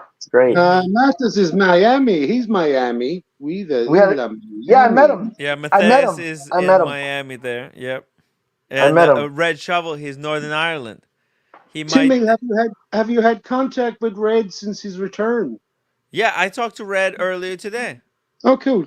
We were thinking whether to go to London or whether to go to Italy for PT Uomo. Oh, Okay. Well, obviously, I'm going to recommend Italy. Yeah, Italy would be much better. We can see Oshin. We can do a shout out. It could be great fun. You go to London, Timmy. You're going to need me as your personal minder. Right. I'll need somebody to constantly watch my back. There's too many knives out there for me. I mean, you can't afford me, but I do it out of loyalty. I suppose Oshin vouched for you. But why would you go to London if you choice of London or Italy? Hello. Exactly. It makes no sense. Mm-hmm. What's up, But then again, you don't make sense to me. Right. Yeah. Well, we'll see it. We'll see where it goes. Yeah, man. Hamilton Juan. yes. Yeah. Last time we met, that was a crazy fun. It was. We had a bunch of drinks with that guy that brought all the whiskeys. The Whiskey Remember? Reaper. That was another That's character. the Reaper. Yeah, man. Is he still around? He's still around? I He's a think he good- still does some stuff there. It's he pops up here and there. He sent me a text a couple of days ago. Yeah. Yeah, he was a Yeah. bit of a gobshite. He was a bit of a Oh. gobshite. Can I tell Yeah. you? Can I tell you what happened, Timmy? What happened? I coincidentally got back into looking at the watches because it's an Yeah. addiction. Yeah, So it is. I got in sometime a few months ago. something terrible happened that I caught wind of that you were saying that Paul Thorpe guy. Yeah. He badmouthed Red Shovel because he's a plumber. Yeah. I got so offended because I'm an electrician. Yeah. So you know what I wrote? Right? Yeah. What you the know hell? I we are supposed to be the one told to behave. Like, what the hell? Yeah, These guys man. are attacking a hardworking guy, I calling know. him a shit shoveler, and then and people take offense at us. It's like, bro, No. they're Can the I tell ones you what I did? disrespecting us. What do you mean? Let's go Yeah. back there. They Timmy. screwed up that whole bezel deal, Yeah. and Can I and tell now, you? Can I tell you what I did, Timmy? yeah, I got so mad and so indignant that I wrote him a message. I wrote him a comment, but then I erased it. I erased it because I shouldn't say that. I said, "Hey, Paul, can't wait to see when you come back down. Me and my buddies from the union hall, the plumbers union hall, we'd like to buy you a beer. We'd like to buy you a beer." I wrote that. I actually wrote that. I wrote it down and then I erased it. I couldn't go there, you know? Yeah. But I have to say it out. I'm like, come on, guy, come see us. Say it to my face, you know. I work with my hands. You got a problem with that? It's just a jewelry promoter for some gray I market know. dealers. These guys I know, it's crazy. they think they're big Hey, shots. we've moved on. We've moved on. We don't do. We've moved on. Don't do No, I'm just saying. This Is common sense. Timmy, you've risen from the phoenix. You're the phoenix. Yes, you have. Yes, you have. Yes. Listen. I'm just Come on. saying this is the truth, and I think this is what a lot of people they don't want to take that position. They're like they were intimidated into silence, and I'm never gonna be silenced. And Okay. those are just the facts, Yeah. and that's it. Yeah. Okay. Leo gets okay. It's like sports. Okay. Yeah. There's so much passion for somebody who supports their local team, the loyalty, support, okay? But then you have the ugly side of sport, which nobody wants. Mm-hmm. So unfortunately, watches is like sports. You have the loyal, enthusiastic, passionate people. It is now 7 minutes to 2 a.m. Yeah. You're here on the phone with us. You're here looking at watches with us. I'm on a rock super. on the west. I'm on a rock on the west coast of Europe. You're in New York, Brooklyn, and you're in Miami. I mean, guys, this is just amazing. Fuck me, man! Christ on a bike. This is just amazing. I mean, Christ on a bike. I like that. Who would have fucking thought, man? Yeah. I mean, I look at talk about confused heads trying to explain this to my non-watch friends. It's like a goose. It's like a goose looking at lightning, a crow looking into a crisp bag. The confusion. But I mean, look at this. It's fucking 2 a.m. I'm on the west coast of Europe. You're on the east coast of America, Timmy. Yep. And that man's on the opposite coast. Yep. This is fucking amazing. He's doing drywall. Can you believe it? I'm doing drywall, you see? I don't know what I'm doing. I think it's... I just know what I'm doing. I just keep pushing. I just keep making until it gets flat. Exactly. You just keep swiping. I think there's no wrong way to do it. But you have to put a little bit more pressure to it. Like I know. Swipe it a little bit more. I'm gonna let it dry, and then I'm gonna sand it, and then I want to see where I'm at. Oh, you're gonna sand it too, man. Not now. Tomorrow. I mean, this is my weekend job that I'm doing for my wife and for myself too. But this is my little project. Wow. Did you say you were Cuban? I am. I'm Cuban descent. My parents fled Cuba in the 60s. They fled and Castro. Are you pro or anti-Castro? I don't think I'm neither. I'm He's neutral He's a watch guy. Jimmy. I'm a watch guy. Jimmy. Jimmy. I don't have time for politics. I don't know much about the guy. People say this town is crazy. Yeah, They, yeah. Don't. Yeah, if you say he's a I good don't. guy, they might do something to you. You just gotta be No, he's careful. not a good guy. No, he's not a good guy. He's He's a not a bad guy. good guy. But I don't even think about him. You know, Okay. all that happened. A bunch of millions of Cubans came over here. They had children, and now they're having children, and we were born in the early '70s, and just Cubans have been coming to Miami since forever, and now everybody from Latin America is here. From There's like a whole and it's a Cuban beautiful town, like a Cuban city in Miami. Yeah. The entire massive neighborhood, the size of Brooklyn. Yay! We wouldn't have had Scarface Yeah. the movie without the Cubans, man. Yeah, What would I we know. do without the Scarface? No, but Timmy, but now you have everybody: Nicaraguans, Puerto Ricans, Colombians, Peruvians. Yeah, but the Cubans were there first. The That's true. OGs, yo. That's true. That's true. But I really appreciate what it's come to be now, where it's come to be because of the Cuban Revolution. You know, it's Yes. sad to say, but that's what happens sometimes. You know. Just The gotta do the motorcycle- revolution once in a The while, right? motorcycle, Just to the Motorcycle Diaries is a great book Yeah. or a great movie if you ever want to get a chance. The Motorcycle Yeah. Diaries. Also, another bit of trivia: Che Che Guevara, Guevara. the iconic T-shirt that Mhm. we all know worldwide. You know, like the Andy Warhol. I don't own one, believe it or not. You know that T-shirt? Yeah, I know, with the Che Guevara, yeah. Yeah, that well, a guy from Galway in Ireland on the west coast of Europe. He was the artist who did that originally, and he didn't make a penny out of it. Really? Interesting. Cool. I believe it or not, I don't own one of those t-shirts. If I would, with all the left of Lenin accusations that have been levied against me, you would think I would have Oh, multiple. wow! I didn't know that. I didn't know Yo, that. Tim Yeah. G, Tim G. Hello, sir. Sorry. Hello, Tim G. By the And way, then guys, we just hit 101 upvotes. Are you kidding me, guys? Okay, Thank you unboxing, so much. unboxing. So 101 on unboxing. Unboxing, Nice. yeah. Nice. So someone has to unbox something. We We have passed to the unbox 100. something. Guys, somebody drop the link for an unboxing. ASAP. Oh, Timmy, Yes. I could. Oh, the roommate sunglasses. Do you guys want to see the roommate sunglasses? Your roommate. I love her. Show your so sunglasses. cool. She's got glasses. Sorry, not the sunglasses. She got glasses. Earlier today. She got glasses, believe it or not. We went to the city to some She got Chrome so Heart. pretty. Yeah. Here we go.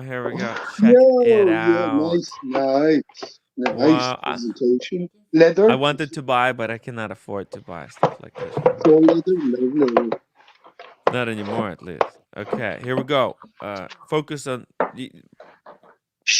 Very It has close to. it, You have to put it over my face like this because it's gonna focus on me. No, you focus already. I know. Okay. Go roommate. Go roommate. Let's put Roommate, it. roommate. It's a very interesting pouch. I cannot be on. Then it's Oh, got a zipper there it goes. like that. Okay. It's a weird Bang opening. bang it, roommate. Bang that watch. Oh, and they give you matchsticks to go with it. Oh, maybe I'll go smoke a cigar after this to celebrate. It's Las Vegas. Have to go Bring to to- Las Vegas. Sweet. Yeah, you guys bring the cigar when you guys go to October, like Las Vegas. You're gonna match it. Gonna match. Chrome has to match. JBB, $10 super chat, a rather eclectic stream. Thank you. Whoa, what is this? It's like a. Nice. That's the cloth. Is that a cloth? It's a washcloth. It's a watch wiping cloth. Yeah, but glasses. Where's the glove? Oh yeah. Whoa, look at that. Oh, class. Holy John Lennon. shit. Try them on, roommate. Try them on, please. Look, see, they got these rivets that go around the bezel of the glasses. Higher, hold higher. Yeah, Very look over brave. here. Look Very- over here. Timmy, Are they is it brigade? Are they brigade? No, they're what chrome Gerald hearts. Genta? Gerald Genta designed that. You see all the screws? You see all the screws around there? That's Yeah, Gerald right. Genta. It's kind of Gerald Genta-ish. Yes. Wow. Wait, it's focusing on me. Hold on, there we go. Okay, try them on, roommate. Put them Try on. Put them try on. them I have more Put Face them check. on. Okay, Put just them on. from here. Put Face them check. on. Face check. Face check. Face check. Yeah. Oh, lovely. All Yeah. right. Pretty Nice. cool. Pretty Yay, cool. roommate Pretty rocks. cool. They're so you, roommate. Yeah. You You rock, They see it? suit your roommate. face. They suit your face. They suit your face. And show the ring. Show the ring. Oh shit. Bam. Oh, you got the ring. He Yeah. finally proposed to Yeah. you. Excellent. There we go. Pretty funny. Yeah, I told you Humble Pine. Yeah. I can lend this one the eyeglasses. The frames. Yeah, he can wear. But you need to change. You need to get the transitional Yeah, now. I know, but I don't mind the banging. Okay. Bang. Those I have glasses. to enjoy. What? Yeah, I have to enjoy. You know, Jesus. I have to enjoy. So now you're gonna be enjoying these glasses. Yeah, this is lifetime. Are you gonna change the frames? Because she doesn't want to change the frames now, because these ones. Let me show you something. They come with. There's a little logo here on the glass. Yeah. You see, so if you change the lens. glass, they're The gonna lens, take yeah. away the logo. She likes the logo. Yeah, I don't want to. I don't want to change the color. Oh, it's funny. They're very you. They're very you, roommate. They're very you. Well done. Just wear there. Pretty cool. Pretty cool. So expensive. Unboxing. Yeah, this is insane. My half salary. This is insane, Yeah. roommate. It's insane. It is. No, they kind of look even good on me. Yeah. Oh shit. Cool. On you. Yeah. Yeah, pretty cool stuff. Pretty cool stuff, roommate. Enjoy, You got enjoy. style. It's enjoy. You got enjoy. style. Timmy, You you can should enjoy, get a enjoy. matching Once matching we there, frame we and can sunglasses to me. with us. I should get matching sunglasses. Yeah. Yeah. The No, I frame, have too, my too. one and done sunglasses right here. Yo, it look good to you too. I was so close to losing these again. Okay, that night. Oh man, it look good to you too. How much were these, guys? You want to take a guess? Guess. Roommate is so So you guys insane. can figure out how much I'm gonna get. Okay, $800. Yes. $800. Wow. First guess. Up. Higher. Oh. It's higher. Tw- Jeez. 1200. 1200. 1200. Up. Oh my God. Jesus. Oh no. Dr. Bob, too much. Okay. Yeah, it's too Ooh. much. We went over the top. We went over the top. Damn. You're not supposed to go over the limit. So it's Damn. Down, Dr. Bob, down. It's actually No, down. Just yeah. Okay. Until Dr. Bob's down. Okay. One more guess, guys. Well, it was. Oh, brilliant. I think Hamilton Juan was pretty close. Roommate is. Oh, James, 1200? you know? It could I'm be insane. 1200. She's out of control. The roommate's totally out of control. Okay, it's 1,500. It's Wow. ridiculous. Yeah. Yeah, that's correct. With For- tax, with tax. Original price is 1400. There was no discount because we have like insurance. No, there is No? no discount. Insane. 1400. Do you have to wear them? Do you have to wear them all the time, roommate? You're gonna wear them all the time now? Yep. Is this gonna be your go-to style? No, I cannot wear my work because if I forget. Oh, at you don't school. want to lose. Okay, Yeah. so everywhere except work. Yeah, because You don't bang them my at work. attending- Don't bang them at previous work. My work, my Mhm. attending, he lost his Mont Blanc pen. My work. Oh, Mont Blanc. yeah. Nice. Somebody took and never returned. Oh. Crazy. Mm. So, Please. Vasilius P. Hi to all. Hello. How many's Uh, watching, Jimmy? How Are they many made of watching? gold? They're not made of no, gold. no, It's just no. they're just gold plated. silver, Yeah, it's yes, good. but not Yeah. the gold. They are really good Yeah. silver jewelry. It would How be too many heavy. watching- How many watching the launch of our glasses? We did the unboxing earlier today. Okay, Right. sorry. Yeah. Oh, we- baby, I'm gonna trade with Humble Pine. His AP and my chroma. Or James advisor, my glass and your Lange Richard. There you go. Nice. You Trade want it, you yeah. want you want the glasses. 1 month James the trade. advisor trade for the Lange. Whoa, Sean, $20 super chat. Congratulations, roommate. Super chat and support the hardest working YouTuber. Go, Timmy. Oh, Thank you so much, Sean. By the way, the Japan really good. So actually, this is USA brand, but made in Japan. And also Sean's the sunglasses brand. Yeah, Sean is a huge sunglass enthusiast as well. The Jaku, Yeah, he's got MMJs that also made in Japan. made in Japan. Ooh, the nice. MMJs. Yeah. Yeah. I don't know. He doesn't have maybe now that Sean saw these chrome hearts, maybe he'll get himself a pair.